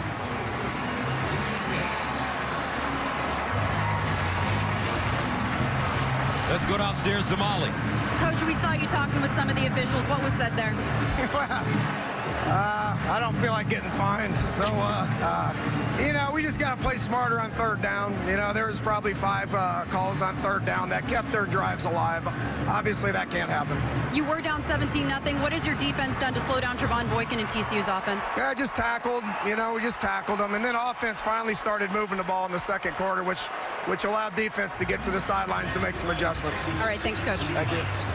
All right, halftime here in Fort Worth. TCU on top of West Virginia, 23-10. Right now, let's send you to Rob Stone in Los Angeles. All right, Gus, Joel, thank you. We welcome you to the State Farm FS1.com. 23-10. TCU leading West Virginia as we head to the second half. Welcome back, everybody. Gus Johnson, Joel Klatt. Tactics. Tactics. That's what they used to say when I called soccer. That's right. That turned out to be a disaster, but tactics. Very important in the first half. We got you back. We're back with the American football. The tactics were interesting because early in the game, you know, it was really TCU's explosiveness. You know, they jump out to that early lead led by Trevon Boykin as we take a look back at the first half. They jump out 17-0. And it looks like they were going to run away with it after the second touchdown. The leap, the flip by Trevon Boykin. But then the West Virginia defense, they adjusted with those tactics. They were able to stop that red zone series. Then they got a huge sack, forcing a long conversion opportunity, getting the ball back for their offense. And then finally their offense started rolling a little bit. Howard with the long touchdown pass to Shelton Gibson as we take a look at our forward first half stats. TCU only 69 rushing yards, but Boykin has been great through the air. 210 through the air. 1 of 6 on third down, though. These Mountaineers have been excellent getting off the field so far. So what have they done, Joel, as TCU gets ready to get the football to slow down this TCU offense? Dana Holgorsen telling Molly that they're just tackling. They're tackling well, but they're in position to make plays. You know, all of it starts with alignment. They're aligning. They know their assignment, and then they're not getting out of position, in particular in their rush lanes with the defensive line. So TCU ready to get the football, and this one kicked out of bounds. A mistake made by Josh Lambert. A free kick out of bounds. The ball will be placed at the 35-yard line. First down. Let's go downstairs to Molly McGrath. Well, Gus, TCU's head coach Gary Patterson told me that West Virginia's defense is one of the most physical defenses they've seen all season. They're blocking the run extremely well. He wants to focus on opening up the run game in this second half, and that's going to be hard with left tackle Halapulivati Vaitai out with a knee injury. He'll get an MRI tomorrow, and Patterson said on defense they can't let the ball get thrown over their head. That's going to be tough with Montrell Wilson also out for the rest of the game. TCU starts first down and 10 at the 35-yard line. And Boykin to throw on first down. Slings it near side. Lissiby with the catch on the first down. He'll get about 13 yards on the play as Kyrum knocks him out of bounds.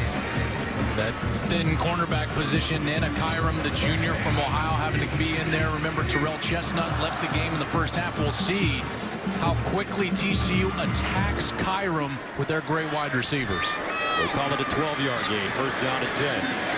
And here's a handoff to Green running over the right side. And Green picks up 2. Flag thrown, though. Kwiatkowski brings him down. I think they're going to get a holding by number 65 of the offense. It's a 10-yard penalty, and it's still first down. That's Brady Foltz, the right guard senior. Here he is as he's working out and trying to get onto the outside shoulder of the defensive end, who again is Noble Wachuku, who's just been outstanding. You know, effort sometimes from a defensive lineman can draw a holding call because you fight through the block, you continue to fight, and that's when they finally see the tug of the jersey. First down and 20. Boykin drops it off underneath, short to Kyle Hicks, and Hicks breaks the tackle, gets out of bounds at the 44.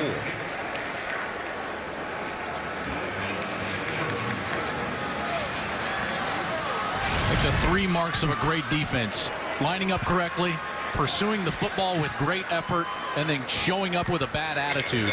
Right now, ever since those first 2 series, this West Virginia defense has done all 3 of those very well. 2nd and 13.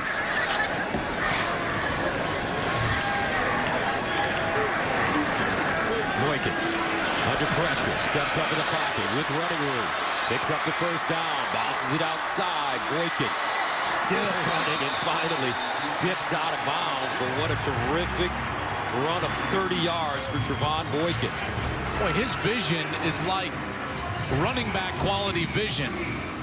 Eyes downfield. Now he turns into a runner, and here's the cutback right there. Finds the open space, gets out of bounds.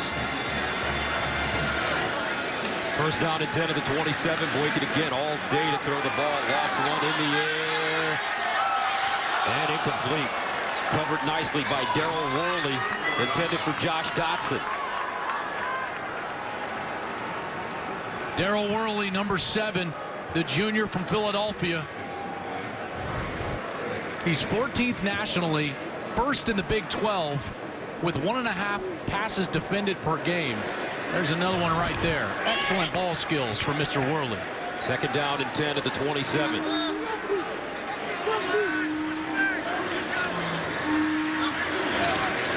the handoff to Green. Cuts it up the middle. Green bounces it outside. Green sticks a foot in the ground and gets out of play. At the 6-yard line, a 21-yard run. Jeremy Tyler finally grabbed him and knocked him out of bounds. The key is that you've got to press this all the way front side so the linebackers flow over the top. That's all a bunch of football term for you got to run one direction real hard. And TCU will stay on the ground. Eric Kinsey's helmet comes off, so he heads to the sideline for a play. And you hear that in the zone game. The running back has to press the line of scrimmage. That means he's got to sell the front side of the run. So he gets the ball, and he's got to force the energy towards that left side. That's what makes the linebacker flow over the top to try to cover the right side of his defense. At that point, the cutback is available, but only if Green sells the left side of the run from the offense's perspective.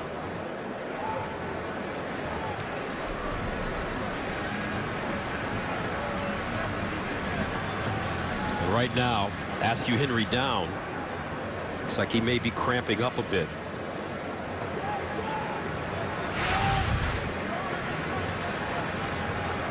Aliquippa, Pennsylvania. This defense has already seen 53 plays now tonight. West Virginia's offense has only run 35, so the disparity of almost 20 plays. This defense, the energy that they're having to play with, they're undermanned. Chestnut out, Carl Joseph out. See how much energy they have in the course of this second half. So 2nd down and goal at the 7-yard line. Hicks in the backfield with Trevon Boykin. He'll find Hicks in space. Touchdown TCU.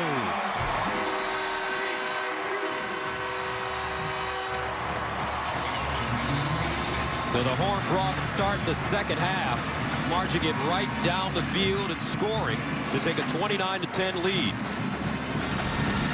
The big play of that drive, the Boykin run, and then here, just not enough pursuit from the West Virginia defense. Oberchrome, who kicked a 57-yarder at the end of the first half, a career high, adds the extra point.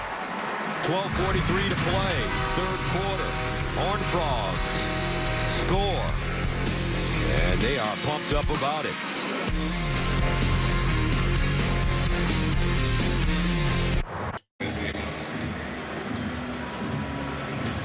Thirteen straight points for TCU after West Virginia closed to within 17-10. And the Horned Frogs showing their dominance now.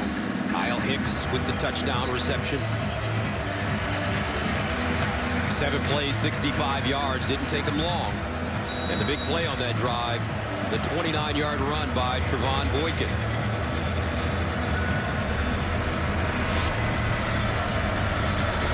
Overcrow kicks it away. And he's done a nice job tonight of kicking this one out of the end zone. Well, the World Series continuing on Fox. Royals up 2 games to none as it's back to Queens. Can the Mets get back in this series, or will the Royals move 1 win away from their first title in 30 years? It all starts tomorrow with a pregame show on Fox Sports 1 at 7 Eastern. Then turn to your local Fox affiliate at 7:30 p.m. Eastern for Game 3 of the World Series. I think that 96 Yankees team was the Jim Leyritz home run. Smallwood picks up a first down, gets out of bounds close to the 40. Torrance Mosley with the tackle. Now, Torrance Mosley and Corey O'Mealy, they flip-flop jerseys, Joe. They did. What's that about? Torrance Mosley went from number 3 to number 2. O'Mealy went from number 2 to number 3. Gary Patterson believes that the referees, they understand reputations, and O'Mealy had a few pass interference calls on him during the first half of the season, and so he decided to change his number. Smallwood running again. I think he just did that to confuse us announcers up here. Could have been. Absolutely could have been. This run game that they're leaning on right now, this is the reason that everything started opening up for Skylar Howard in the passing game. They're leaning on this, trying to get back in the game now, down 20. Smallwood, 10 carries, 57 yards. Second down and 4. Howard to throw it. Looking long. He's got his receiver, Durant. Drops it in, and Durant drops the football.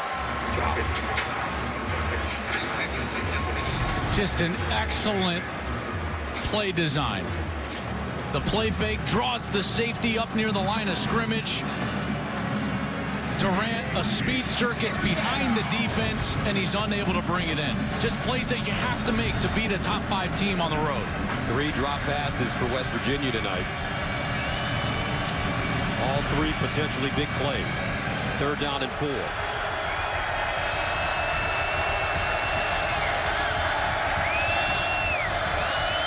Howard goes deep again. And incomplete. Shelton Gibson, the intended receiver. And that brings up 4th down. The Mountaineers will have to punt it away. And the senior Derek Kendrick, number 26, he said, boy, I'm not going to let this happen twice in a row. You're not going to get behind our defense. Kendrick was the one that really changed that Kansas State game in the first series of the 3rd quarter. You remember they were down 18 at half. They came out. Kansas State got the first second half kick. He took a pick 6 right back to the house, changed the game. Nick O'Toole punting for the 5th time. Turpin back deep. He gets away from the football. And it bounces out of bounds at the 20.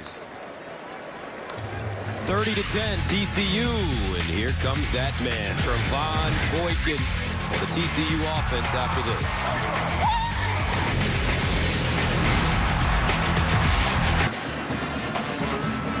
And the band getting it going in the stands here at Amon G. Carter Stadium. TCU ranked 5th in the nation. With a 30-10 lead over West Virginia, they'll start from their own 18.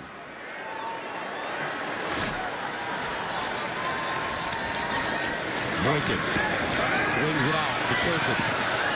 And Turpin goes down after about a 1 yard, maybe a 1.5 yard gain. Kwiatkowski with the tackle. Yeah, there's that tackling that Dana Holgerson was talking about coming out of halftime. This defense has done a great job putting themselves in position to get off the field. I know they've given up 30 points, but they have been on the field for 55 snaps already in this game. Second down and 9. Boykin sprints out of the pocket, throws on the move, and completes his pass over the middle. This time it's Jarrison Stewart. And he picks up 20 yards. Another one of these talented young players, a true freshman from Mesquite, Texas, 6 foot 190. Boykin again. Reverses. Dancing. Moving. Juking. What a play. Throws it up in the air, and it's complete on the sideline. Wow, Aaron Green.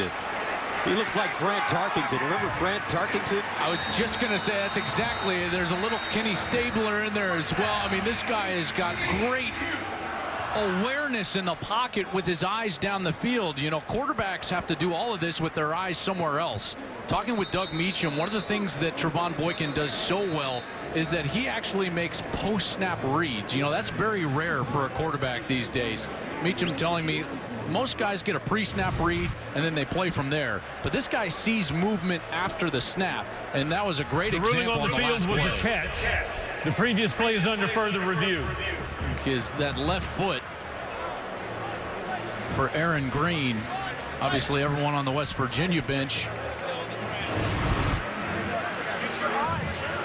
For Trevon Boykin. The only other time Boykin faced West Virginia here in Fort Worth was 2 years ago. He was a receiver. And guess what kind of day he had, Joel? I'm going to guess it was good. I believe double-digit catches for over 100 yards. Well, you knew that. 11 catches for 100 yards. Can't get anything past you, but you tried to sell it there. Thank you. Here's the note. I did try to sell it for you. Here's the note that I really love about that is that earlier this year, Josh Dotson had an amazing game at Texas Tech. 18 grabs. 18 in that barn burner of a game in Lubbock. The last person that had caught double-digit passes in a game for TCU was his quarterback, Trevon Boykin, in that West Virginia game. You know, his path to where he is at right now has been so amazing. And just in 2 short years to pick up this offense and do what he's done for this program, nothing short of amazing. I mean, like I said, and I'll stand by it, I don't think there's a quarterback in America playing better than Trevon Boykin right now. He's thrown for 270 yards, and he could go over the 10,000 career passing yards mark with a good performance tonight. He came in needing 308 yards. It's close. And barring injury, he'll pass Andy Dalton's career passing mark of 10,314. After further review, the ruling on the field stands. Completed pass. You're looking at that left foot. It's tough to get a great angle. The best angle we had, there just wasn't enough evidence. Dana Holgorsen trying to sell it. I love Holgorsen here. He just puts his arm out like, really? First down and 10 to the 48. Boykin to throw it again. This time drops it off to Dotson on the far side. And Josh Dotson picks up 7. Talk about Josh Dotson in that monster game he had against Texas Tech. You're right, 18 catches for 267 yards and 3 touchdowns. And they needed every bit of that in that game and then some, including that Aaron Green grab in the back of the end zone on 4th down. 2nd and 3 at the 41. Boykin runs it. Picks up the first, flag on the play. Holding by number 55 of the offense. It's a 10-yard penalty, and it's still 2nd down. That's the center, Joey Hunt. There's the center, Joey Hunt, 55. He's working against Kyle Rose, number 93. It's been a good battle all night. You know, this is so tough for an offensive line because he doesn't expect his quarterback to run, and he just got caught with that left hand. He had a hold of Kyle Rose's jersey, and when Boykin left the pocket, it was then obvious for the official for the holding call.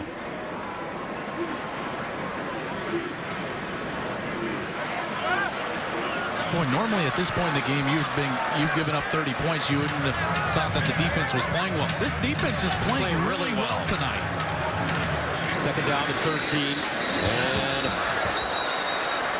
looks like they're going to blow this play dead before it even starts.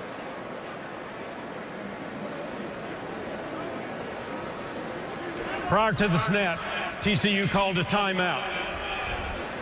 Media timeout. All right, 9:44 to play 3rd quarter. TCU with a 30-10 lead.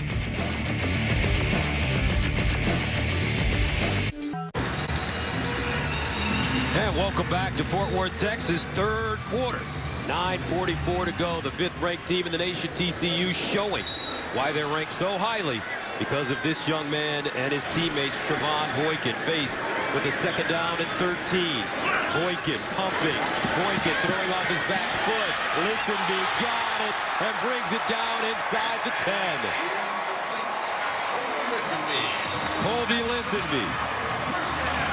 I wondered when they were going to attack Nana Kyram, number 14. Remember, he's in for the injured Terrell Chestnut, the senior corner for West Virginia. They attack him with Listenby. Boykin has now thrown for 10,000 yards in his career. Underneath, Touchdown, Dotson.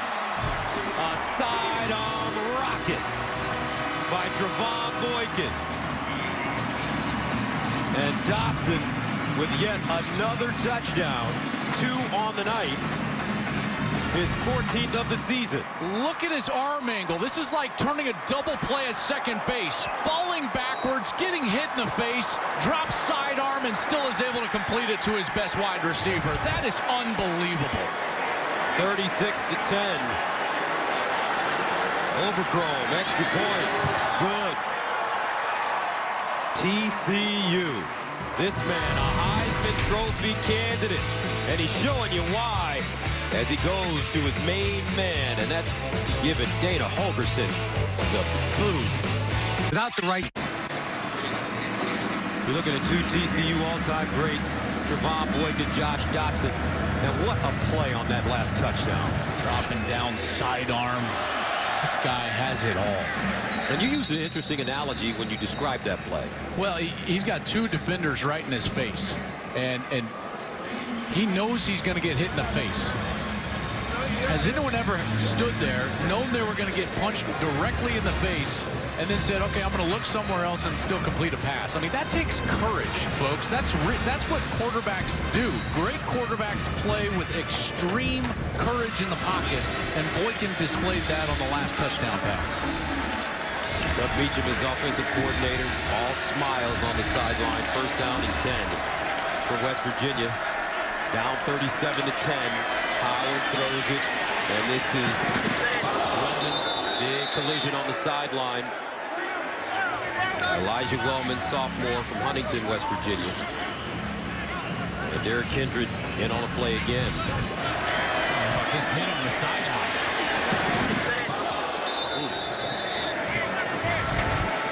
This TCU defense is getting better and better each and every week. 2nd and 5. And they'll run it with Shell. Russell, Shell, stopped by Isahaku. That's their one Achilles heel, is their running defense, their rushing defense. One of Gary Patterson's worst in his tenure here at TCU. They're 78th in the country right now.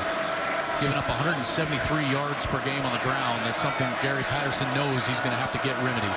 First down at the 38. Howard runs it and breaks through, picks up a first down. Nicely done by Skylar Howard. Denzel Johnson with the tackle. Howard played his high school ball 12 miles from this stadium, and he said as far as going home and all that, it's just another game. It's a business trip. It's all about playing football. Howard on course. And incomplete. No flag on the play. Shelton Gibson, the intended receiver. Covered nicely by Isahaku. The difference in these 2 offenses is there's far too many 50-50 balls thrown by West Virginia. And as he did grow up right here in Fort Worth, attended Brewer High School, 12 miles from the campus, as you said, Gus. And then an interesting trip to West Virginia. Stephen F. Austin as a walk-on, but then he goes to a junior college out in California, Riverside, before finding his way out to West Virginia. 2nd down and 10 at the 49. Howard fires and incomplete. David Sills couldn't hold on. There's 2 huge differences that we're seeing tonight. West Virginia, inconsistent catching the ball and way too many 50-50 passes down the field, whereas TCU plays with more precision and they take advantage of their opportunities by catching the ball. A lot of drops, big drops by the Mountaineers tonight. 4 to be exact. 3rd down and 10 at the 49. Howard under pressure, rolls out of the pocket, drops it off Shell. And a flag on the play. The ball comes out, not out of bounds.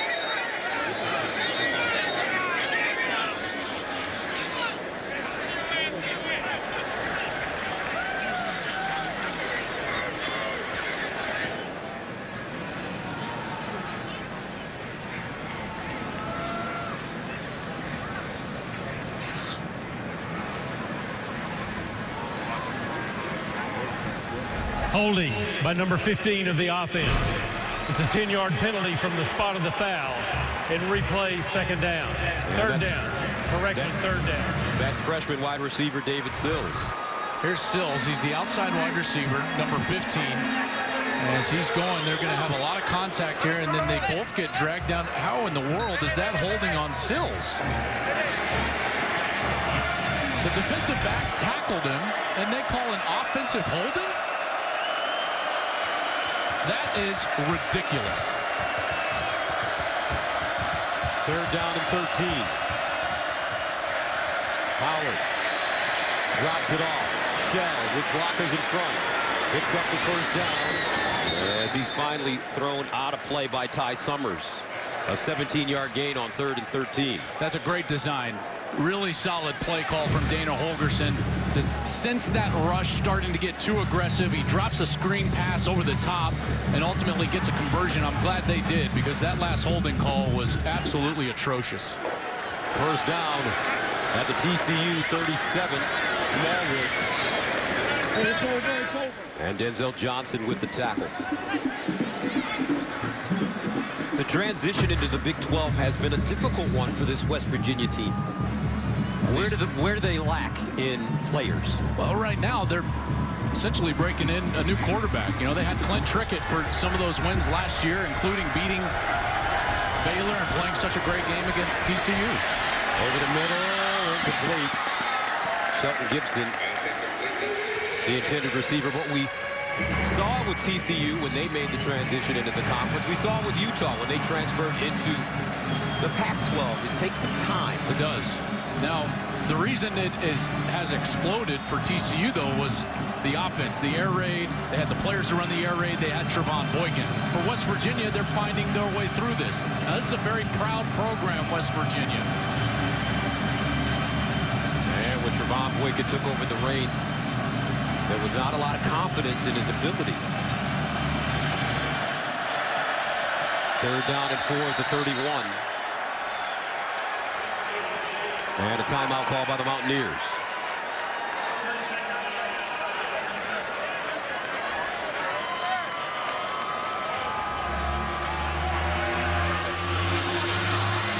So as we mentioned, Trevon Boykin took over when Casey Ballhall had some trouble, and we talked about TCU and Utah as they transitioned into different conferences. Yeah, both coming from the Mountain West, and they've done each of them such a great job. Utah in the top 5 until their loss last week at USC, and just the last 2 years, you know, that 19-1 record, that's really about 2 things: this offensive system change and the quarterback Trevon Boykin, while the 15-5 for Utah is really about Kyle Whittingham's nature, the defensive-oriented guy that he is, that front 7 that Utah plays with. And he's improved the skill positions. He's very much so, but still led by that toughness up front for Utah. Third down and 4 at the 31. Smallwood. And he will not get the first down. But likely 4-down territory here, so getting 2 or 3, not a bad thing, making this a 4th and very short.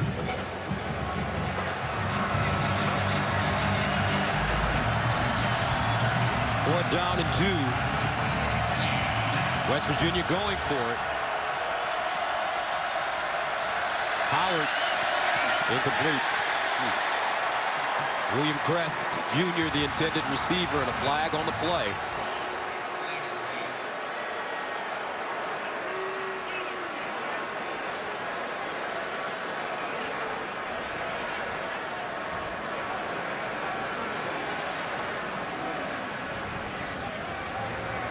Corey O'Mealy, number 3, was in coverage on William Crest Jr. Remember, Corey O'Mealy got called for some pass interference penalties. I think they're going to get maybe a hold off the line of scrimmage. So I didn't see anything when the ball actually arrived, but, you know, when that pass interference coverage by number 26 of the defense. It's a spot foul and an automatic first down. That's Kindred. 26. Kindred was over the slot receiver. There's 3 to that side. Kindred was the inside player. Okay, so here's Kindred right here. Excuse me.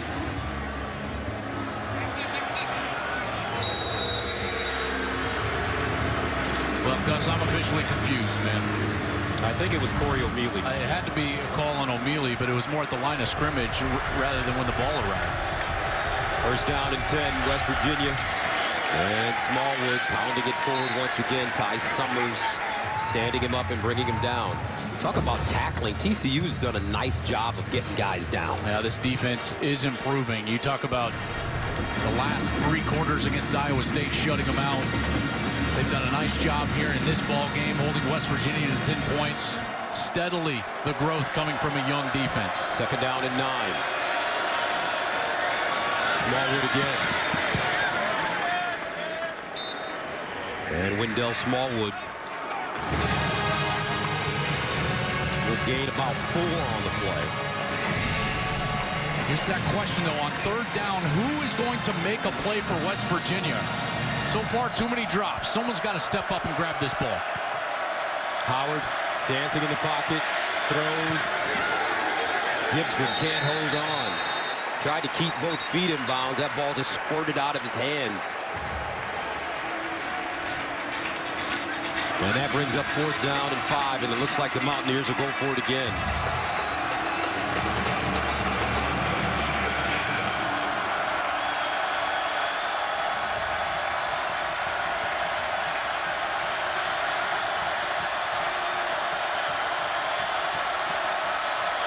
Howard throws. Smallwood with the catch, trying to get there, but he will not on 4th down because Kendrick hopped on his ankle and pulls him down, and the Mountaineers turn it over on downs. You hear secondary coaches all the time. They say, in the open field, tackle the legs. That's exactly what Kendrick did, and then so smart as he just holds on for dear life, knowing that he didn't have the ball carrier down to the ground, but he knew that he had help arriving later. He goes down low to tackle the legs, then he holds on. If he goes for the strip right there, he's liable to miss the tackle, and it'll either end up in the end zone or definitely a first down. Kindred with a great play there on 4th. So after a 12-play drive covering 4 minutes, West Virginia comes up empty, and TCU has it at their own 17.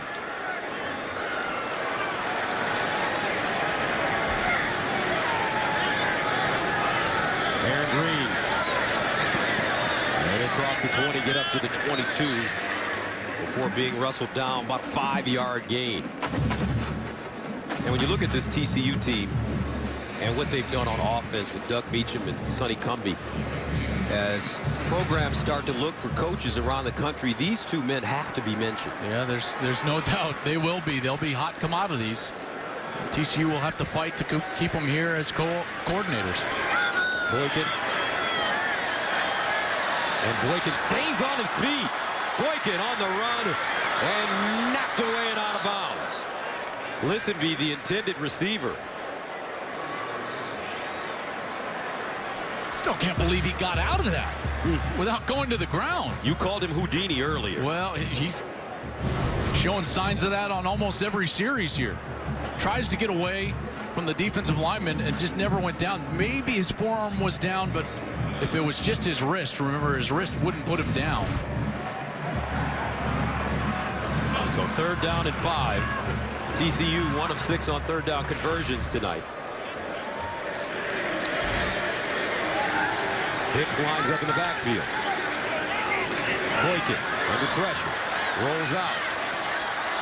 Boykin buying time. Oh! Boykin picks up the 1st down. Wow. Stop it. Sweet feet. Did you see Holgerson? Holgerson gave him a 5 at the end of the play. This is stupid. What do you even say? He gave him the R1 juke, and then he gave him, what is this? BX. That's in there. My goodness. An 8-yard gain and a 1st down. Green. I didn't know you played Madden. You're a Madden player? No, I have no idea. Everyone's impressed. Look at this. Holgerson even, he's smiling. He just shakes his head. Hey, I got to get me one of them, as Bear Bryant once said. He said, I've never seen anything like that. Remember, it was after the Baylor game that Holgorsen in a press conference said, Corey Coleman's the best football player in America. He said, you can put me on record. I'll be interested to hear what he has to say tonight after facing Trevon Boykin. 2nd down and 7 at the 33.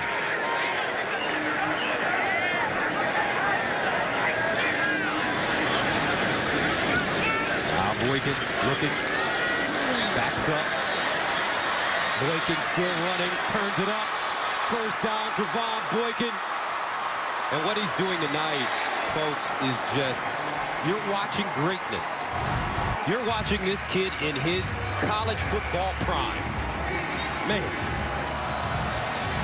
You know who he reminds me of right now? Michael Vick. A little bit of Michael Vick, but a guy that I had to play against.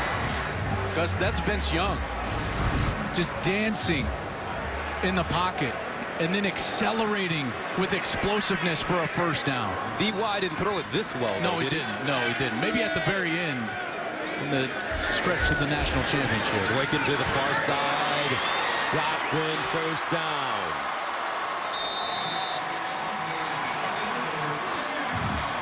They've got something special here in number 2. They know it.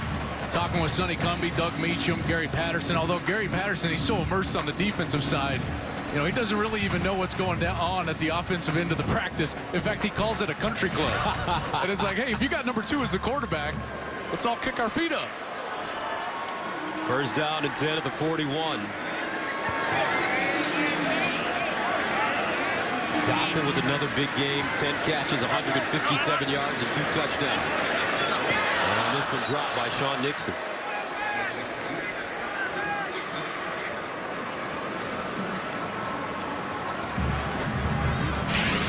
And as good as Trevon Boykin was last year, he's better this season. Yeah, and you know what's amazing for me is you know, when you're a guy that's 4th in the Heisman voting, you've got to do something spectacular to be mentioned again and up at the top end of that Heisman conversation the next year. In particular, to be one of the favorites, because remember, he was the favorite coming into this season. I know Fournette's having a great year, but this is how good he's been. There's no detractors. Who's detracting from this? I mean, this guy's amazing right now. 2nd down and 10. Trevon Boykin pumping. Offensive line giving him all day to throw the football. And I think these are the guys that need to be talked about a lot more. This offensive line for TCU, they have had a brilliant season. Well, and they're dealing with injuries even as we speak. You know, they've had to move Jameel Naff out to left tackle, number 77. The offensive line coach, Jarrett Anderson, has done a marvelous job with an experienced group. Naff, Hunt, Foltz, Vaitai, who was out earlier in the game. But all these guys played lots of football, including that great 12-1 season a year ago. TCU, their offensive line, allowing only 6 sacks in 8 games. Boykin. And incomplete. That one thrown a tad bit high for Kyle Hicks. And that brings up 4th down. You know, as good as he is, the pressure is still going to be, Gus, that this defense, while they're getting better, and they played well tonight, holding West Virginia to only 10 points so far, Boykin has to be great for TCU to reach the expectations that everyone has for him. K.J. Dillon back deep. That one goes over his head and is downed at the 5-yard line. Our college football weekend is just getting started this Saturday. We've got a full day of action with some of the country's biggest programs, including the USC Trojans, Texas, and 14th ranked Oklahoma. It all begins Saturday at 3 p.m. Eastern on Fox and 3:30 p.m. Eastern on FS1. We'll be in Northern California in Berkeley to do the USC-Cal game. USC huge win as they knocked off Utah, at that point the number 3 team in the nation, last week. Cal has been struggling protecting Goff. He's been sacked 16 times over the last 4 contests. So one of the best quarterbacks as it relates to the NFL draft next spring. Jared Goff will get a chance to see him. Skylar Howard to throw it. And he throws it down the field. And incomplete. No flag on the play. Shelton Gibson was the intended receiver. I know this looks bad, but I like the fact that there was no flag out here. Both players running for the ball. Incidental contact, tied up, they hit the ground. So while it looks bad, especially with some of the calls that we've seen or haven't seen during the course of this game, that was one that I was glad the flag stayed in the pocket. Second down and 10. And Smallwood running. And you'd like to see Skylar Howard do a little better job of trying to cobble together a drive instead of going for the deep ball as much as he does. Or is that by design? Well, I think, it's partly this offense, and it's partly the fact that cobbling it together just hasn't worked for them. They've dropped too many of those third down opportunities, which they have now. Third down and 7 at the 9. Howard, flag on the play. Sideline, incomplete. Intended for Karan White. But there is a flag.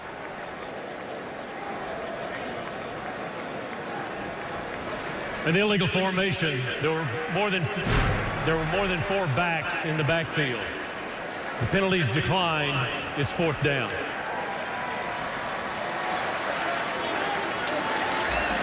Simple way to locate an illegal formation. If there's 5 guys behind the line of scrimmage, then it is not right. David Sills was the wide receiver on the near side. I don't think he was on the line. Nick O'Toole punting out of his own end zone, 5 yards deep.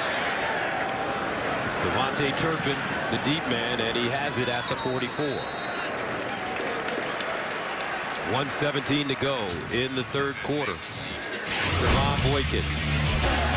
Look at it. Poetry in motion. Gus, earlier I made the point that you have to play the quarterback position like a shortstop and not like a pitcher. And this is textbook of why I'm saying that, because you're not always going to be in a perfect body position to deliver the ball as a baseball pitcher would with a repeatable delivery. You're going to have to move, throw off your back foot, throw off your front foot, throw running to the left, throw running to your right, avoid the pressure. Boykin epitomizes everything I'm talking about there. Do they teach you guys that in your training? That's why I think the quarterback position is so hard, is because it has to be innate. In fact, too many times nowadays, I'm actually a believer that we're training kids the wrong way. And we're trying to make them like robots throwing the ball. And we don't have enough players like Trevon Boykin that are field players at the position that go out there and compete. Think about some of the great quarterbacks of all time, John Elway, Brett Favre. Those guys went out there and competed and played as athletes, not as robots in the pocket. Second down and 8 at the 45.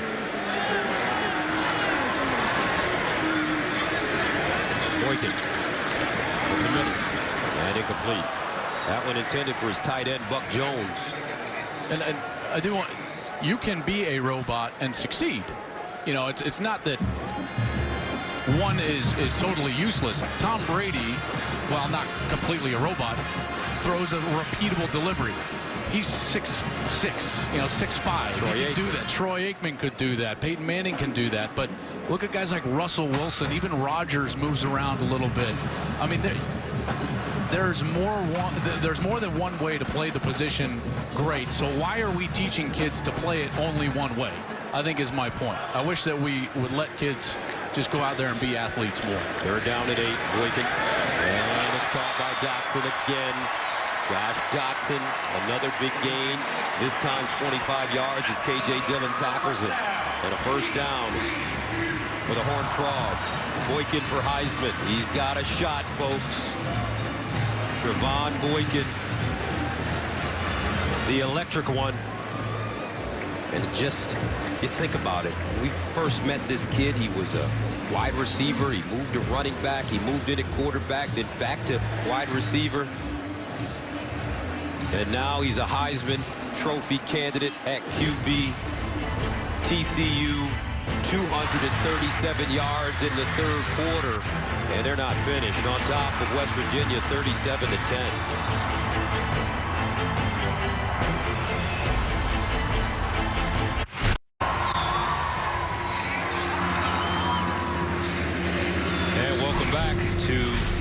FS1 College Football presented by Geico. Wes Johnson, Joel Klatt, Molly McGrath with you from Amon G. Carter Stadium here in Fort Worth, Texas, where the 5th-ranked TCU Horned Frogs lead at 37-10.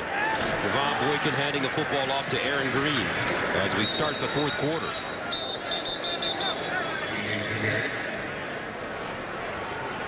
Javon Boykin just putting on another show. He's gone over 11,000 career total yards, over 10,000 passing yards. Second down and 7. And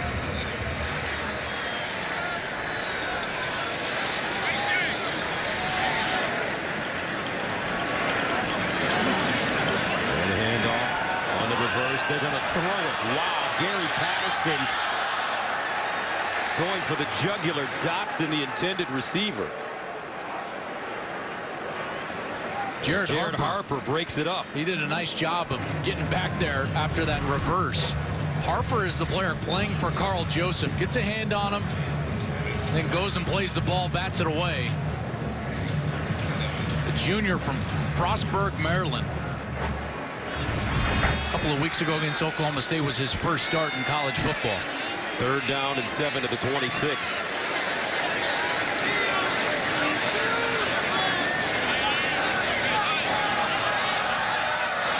Boykin over the middle and broken up. That ball intended for Austin. Jalen Austin, freshman from Grand Prairie, Texas, and that brings on Oberchrome. And you have to be happy as you head deeper into the season with the way Jaden Oberchrome has played. Well, those games, you know, they've got to tilt at Oklahoma State. They've got to go to Oklahoma before the home showdown with Baylor. Not to not mention Kansas, but Kansas is mixed in there, sprinkled in. And one of those games is going to come down to special teams. And Oberchrome's been fantastic. From 43 yards away. And it's good. Oberchrome good from 20, 23, 57, and now 43. 40-10 TCU.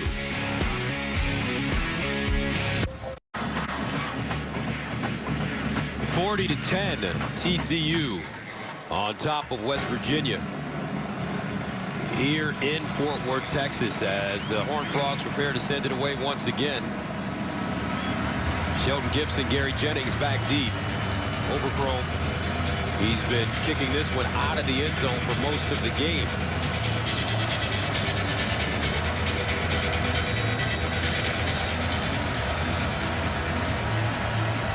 And he's had a very special night.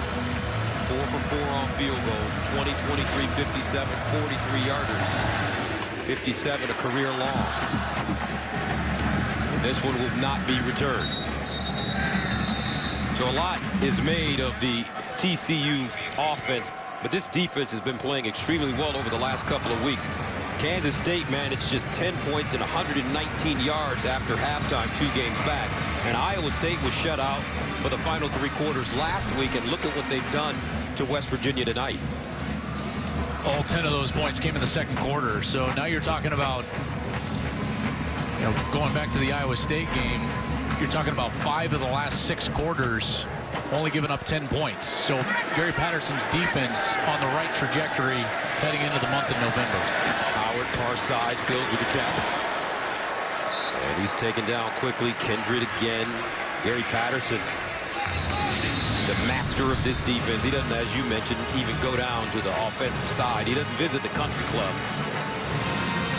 He stays on the public course, which is the defensive side. And historically, they've been one of the better defenses in the country. And the handoff to Shell. Russell pushes the pile forward, gets close to the first down.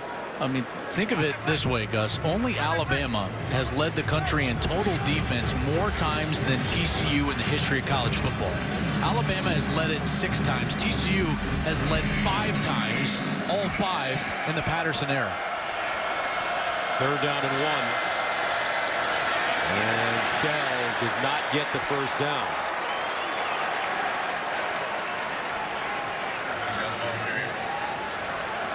Denzel Johnson.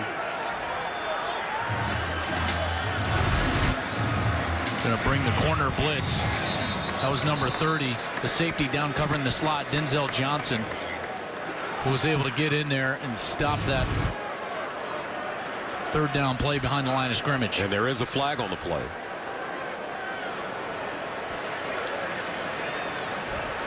Unsportsmanlike conduct, taunting by number 75 of the defense. It's a 15-yard penalty, and it's a first down.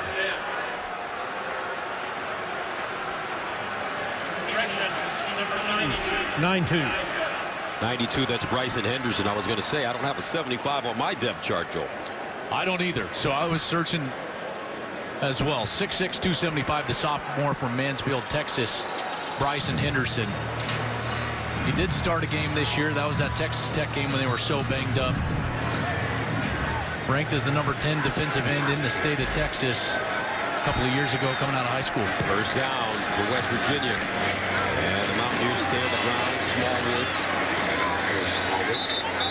Eric Kindred in on the tackle again. Kindred, we've mentioned his name a whole lot tonight. So I guess if you're Gary Patterson, in the back of your mind, are you thinking, what if I have to face a Ohio State with Ezekiel Elliott, or an Alabama who loves to run the ball as well? Well, I think he's probably more concerned about getting out of this one healthy, and then Oklahoma State next Saturday in a game in Stillwater, Gus, that you and I will be there for on Fox. Yeah, I think that's where his mindset has to be, because the gauntlet that he has, I mean, that's all gravy if he gets to face an Alabama or an Ohio State and their great running games, but they got to get there first, and they've got a gauntlet, including Baylor, who looks very good right now, even with their quarterback. Third down and short. And Howard dives for the first down. You know, we've seen the missed opportunities, so it's there for people, you know, to put up points against TCU. I mean, it's really going to be interesting to watch the Big 12 as it comes down to the wire with some of these games. Oklahoma getting better after that loss to Texas. Smallwood cuts it back, still on his feet, and spins down inside the 30-yard line. Good run.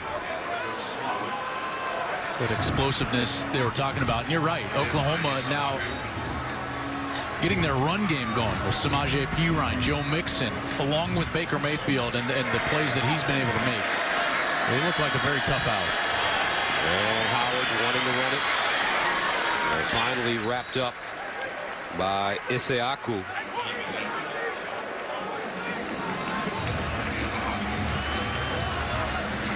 Oklahoma State probably has the easiest road of any of these teams because they have so many of these teams at home in Stillwater. And then the showdown everyone's waiting for, and you and I are no different, but Baylor coming here to Fort Worth to play TCU to finish the season. Howard scrambles out of the pocket and throws it out of bounds. If those two teams are able to run the table, late flag thrown. If those two teams are able to run the table, what a game it could be.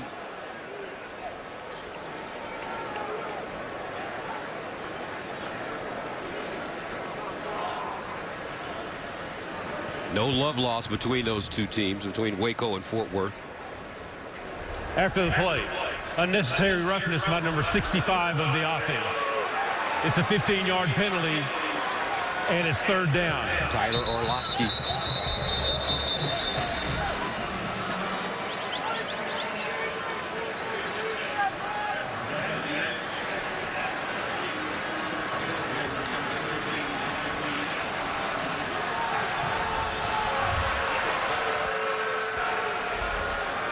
Another dead ball foul, unsportsmanlike conduct by number 57 of the defense. It's a 15-yard penalty and a first down. It's Davion Pearson. This was happening during the first official penalty, the personal foul on Tyler Orlowski. And here's the first one, okay? Tyler Orlowski, number 65 for West Virginia. He's going to, there he goes. He's going to hit Pearson late. And as Pearson's talking to the official, he gets upset about it, and then the flag comes out. That was happening during the call of the first penalty. First down, West Virginia. Sideline throw. Almost intercepted. Kindred there, and Sills did his best defensive back impersonation, breaking it up, and Kindred rolling over. Good play by David Sills. Yeah, everything, the ball, both players, everything arrived at the exact same moment. You get a picture right there. Sills definitely turned into a defensive back, was trying to break that ball up. I think he just hit him in the inopportune spot.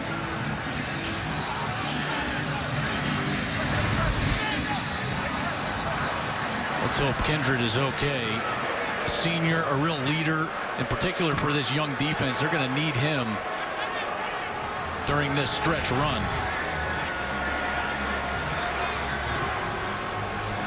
Again, had that huge interception.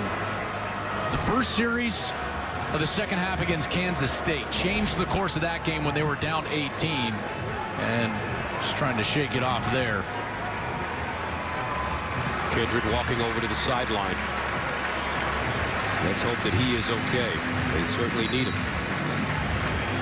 At times this season, he's been the lone returning starter from a year ago out on the field for Gary Patterson. Second down and 10.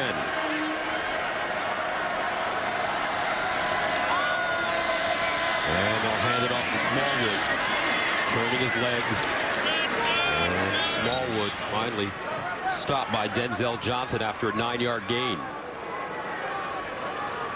This is the type of drive they needed all night. Ball control. TCU's offense on the sideline. Wendell Smallwood taking it to the TCU defense. 98 yards rushing for Smallwood on 18 carries. Howard. And Howard finally just throws it up in the back of the end zone and out of play. Yeah, they're just running the ball way too efficiently to then throw that type of a pass on third down. That brings up 4th down and 1. If you were going to go for it on 4th down anyways, 2 rushes with Smallwood, with how he's been running the ball the entire series, would have got it for you. I didn't understand that last pass play.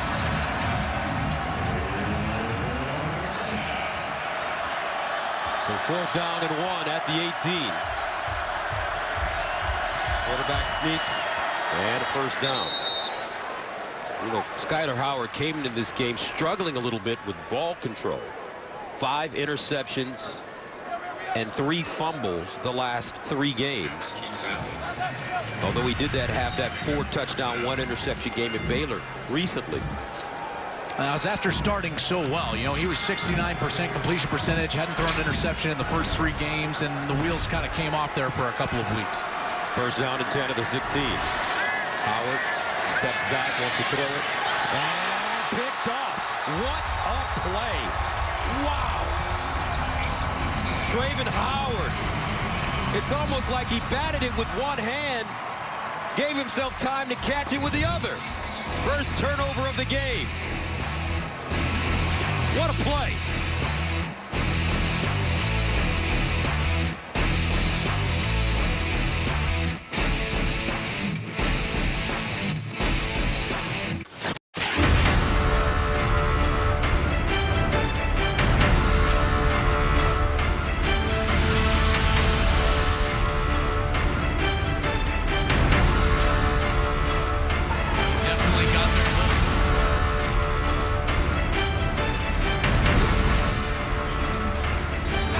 His first career interception, and what a spectacular play it was as TCU gets the football at their own 19, and the Horned Frogs running the ball. Green with room, and he finally plows out of bounds after a 17-yard gain.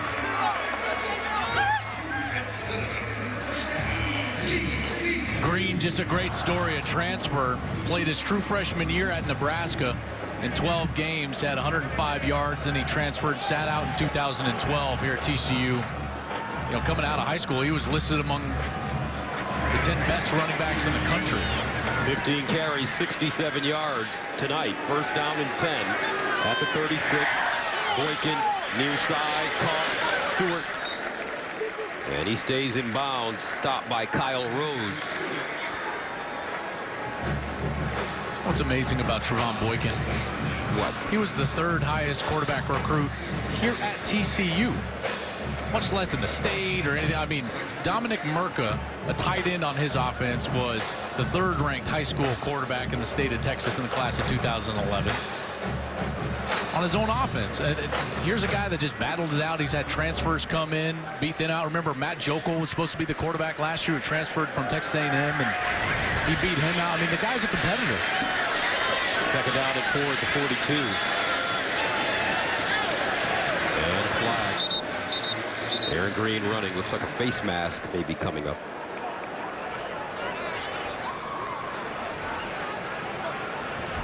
Holding by number 55 of the offense. It's a 10-yard penalty and replay 2nd down. So that's Hunt.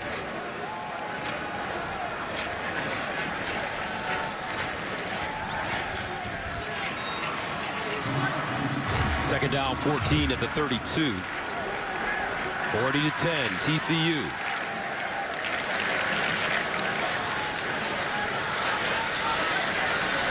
Boykin. Underneath. And this ball caught by Austin. Jalen Austin gains 11 yards on the play. Rasul Douglas makes the stop. All the time in the world once again. Slow developing play. Austin gets loose. The true freshman from Grand Prairie, Texas. Came into the game with only 4 catches. One of them for a touchdown. Getting some experience here late. 3rd down, 3 at the 43. High snap handled by Boykin. He slings it out near side. Turpin. And Turpin will not get the 1st down. He's about a yard short. You know, Boykin is TCU right now. And in particular for this stretch run. 7:25 left, up 30 points. I might want to see him with a baseball hat on. Yes, I would agree with you. He's done enough. Boykin tonight, 388 yards passing. 32 of 48, 3 touchdowns. Boykin has rushed the ball 11 times for 84 yards. And a rushing touchdown. And this ball will be down to the 20. 6:57 to play in the 4th. 40-10. Trevon Boykin. He's done a little bit of everything tonight. And I think they like number 2 in Fort Worth. 6:57 to play in the 4th quarter. 40-10. TCU. And the Horned Frogs doing it in all phases of the game tonight. Offense, defense, special teams with Jaden Overcrom. They should give that young man a game ball. But the catalyst, the straw that stirs the drink. Trevon Boykin. 1st down and 10 at the 22 now for West Virginia. Howard fires far side, and Jordan Thompson with the catch. Good dive forward. And we were laughing in the booth, folks, about Trevon Boykin. He said he's been doing the cha-cha hustle. I really wish we had a guy. I wish I would have like periscoped the booth or something, you know, like to show everyone out there, you and our man, the great spotter, Scotty. You guys were doing the cha-cha up here during the break. We're trying to teach you. I just started reading my notes. Charlie Brown, as they say in the cha-cha hustle. That's Trevon Boykin. He's got the sweetest feet in America. 1st down and 10 at the 36. Smallwood, 19 carries, 103 yards. Running it again. Smallwood uses his arm to get his balance going. Picks up a 1st down. Denzel Johnson with the tackle. Smallwood now with 6 100-yard games in his career. And he'll get up slowly. And he's been struggling with injuries all season long. He has not been fresh enough to practice for 3 weeks, but they had the bye week last week. He finally got on the practice field. They were expecting big things from him, and you've seen some of the explosiveness today. That's right. He's been nursing a bad ankle the past 2 games. Now 113 yards, 5.7 per carry. Came in as one of the leading rushers in the Big 12 Conference. Of course, Shock Linwood leading the conference down at Baylor, but you know, his health has just been up and down all season. He's been productive, but not nearly what he could have been if 100% healthy. First down and 10 at the 46. Howard, and incomplete.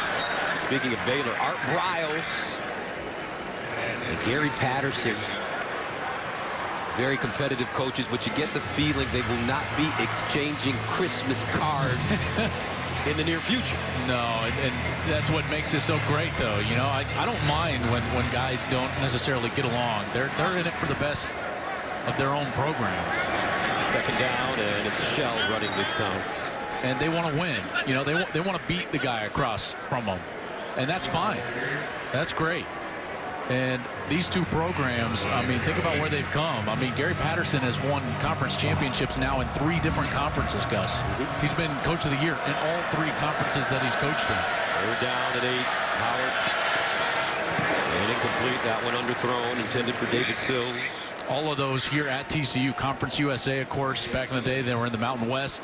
They were in the Big East, but never played a game in the Big East. They were actually with West Virginia in the Big East in the offseason before both of them left the Big East and came to the Big 12.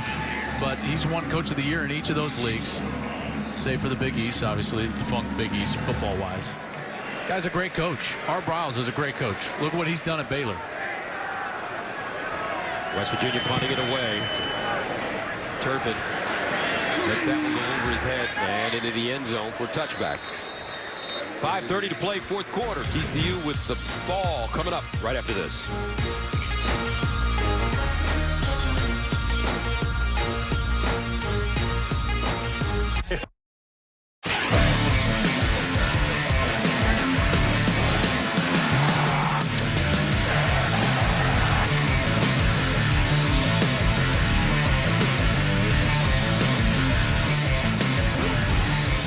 To 10, and you were absolutely right.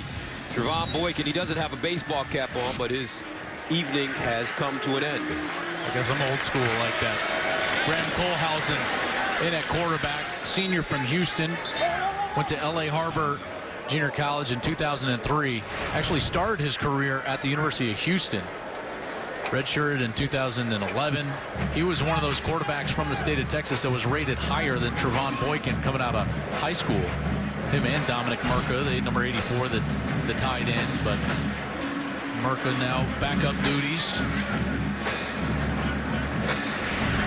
Trevon, the numbers tonight: 32 of 48, 388, 3 touchdowns, 11 carries, 84 yards, 1 rushing touchdown. And he did not throw an interception, and this is Johnson running, breaking tackles. Travoris Johnson, sophomore from Houston, gains 29. Askew Henry with the tackle. And here's the Dr. Pepper play of the game. There was lots to choose from. We went with this one because this is just an insane arm angle. Drops down, sidearm.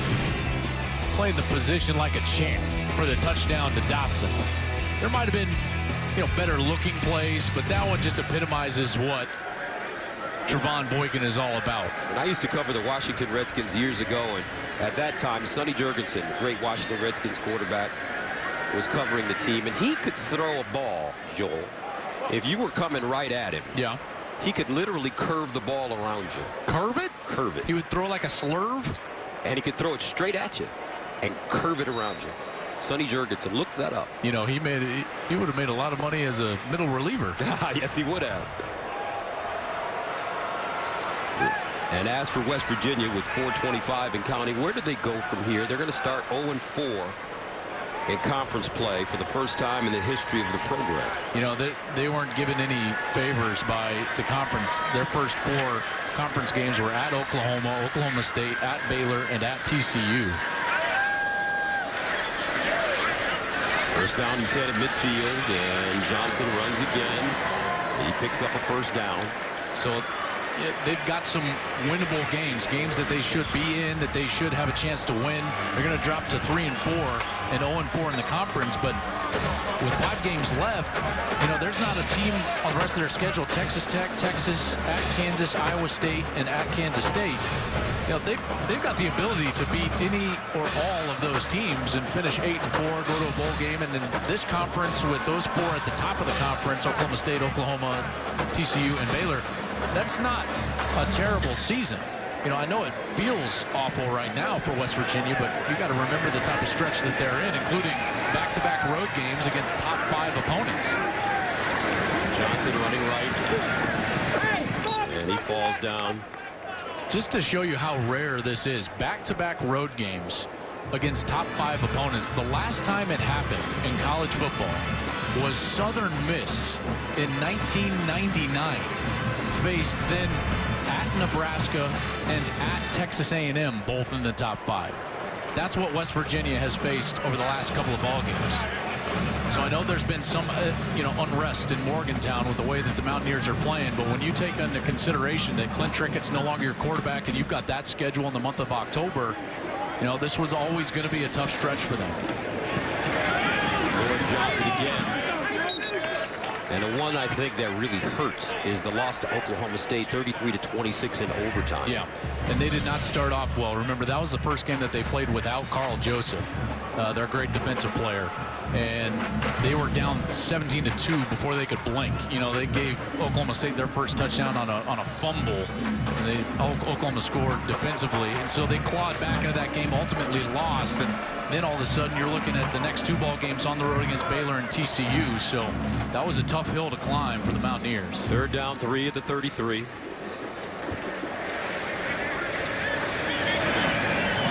the Horned Frogs will stay on the ground and pick up the first down as Christian runs the football.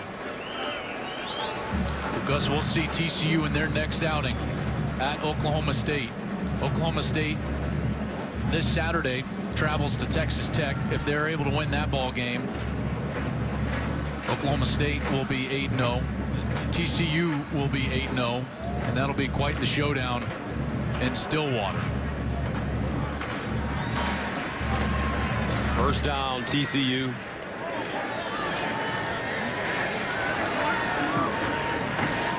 And Christian running it again.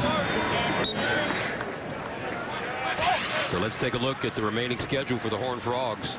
Oklahoma State next week, and that will be a big one in Stillwater.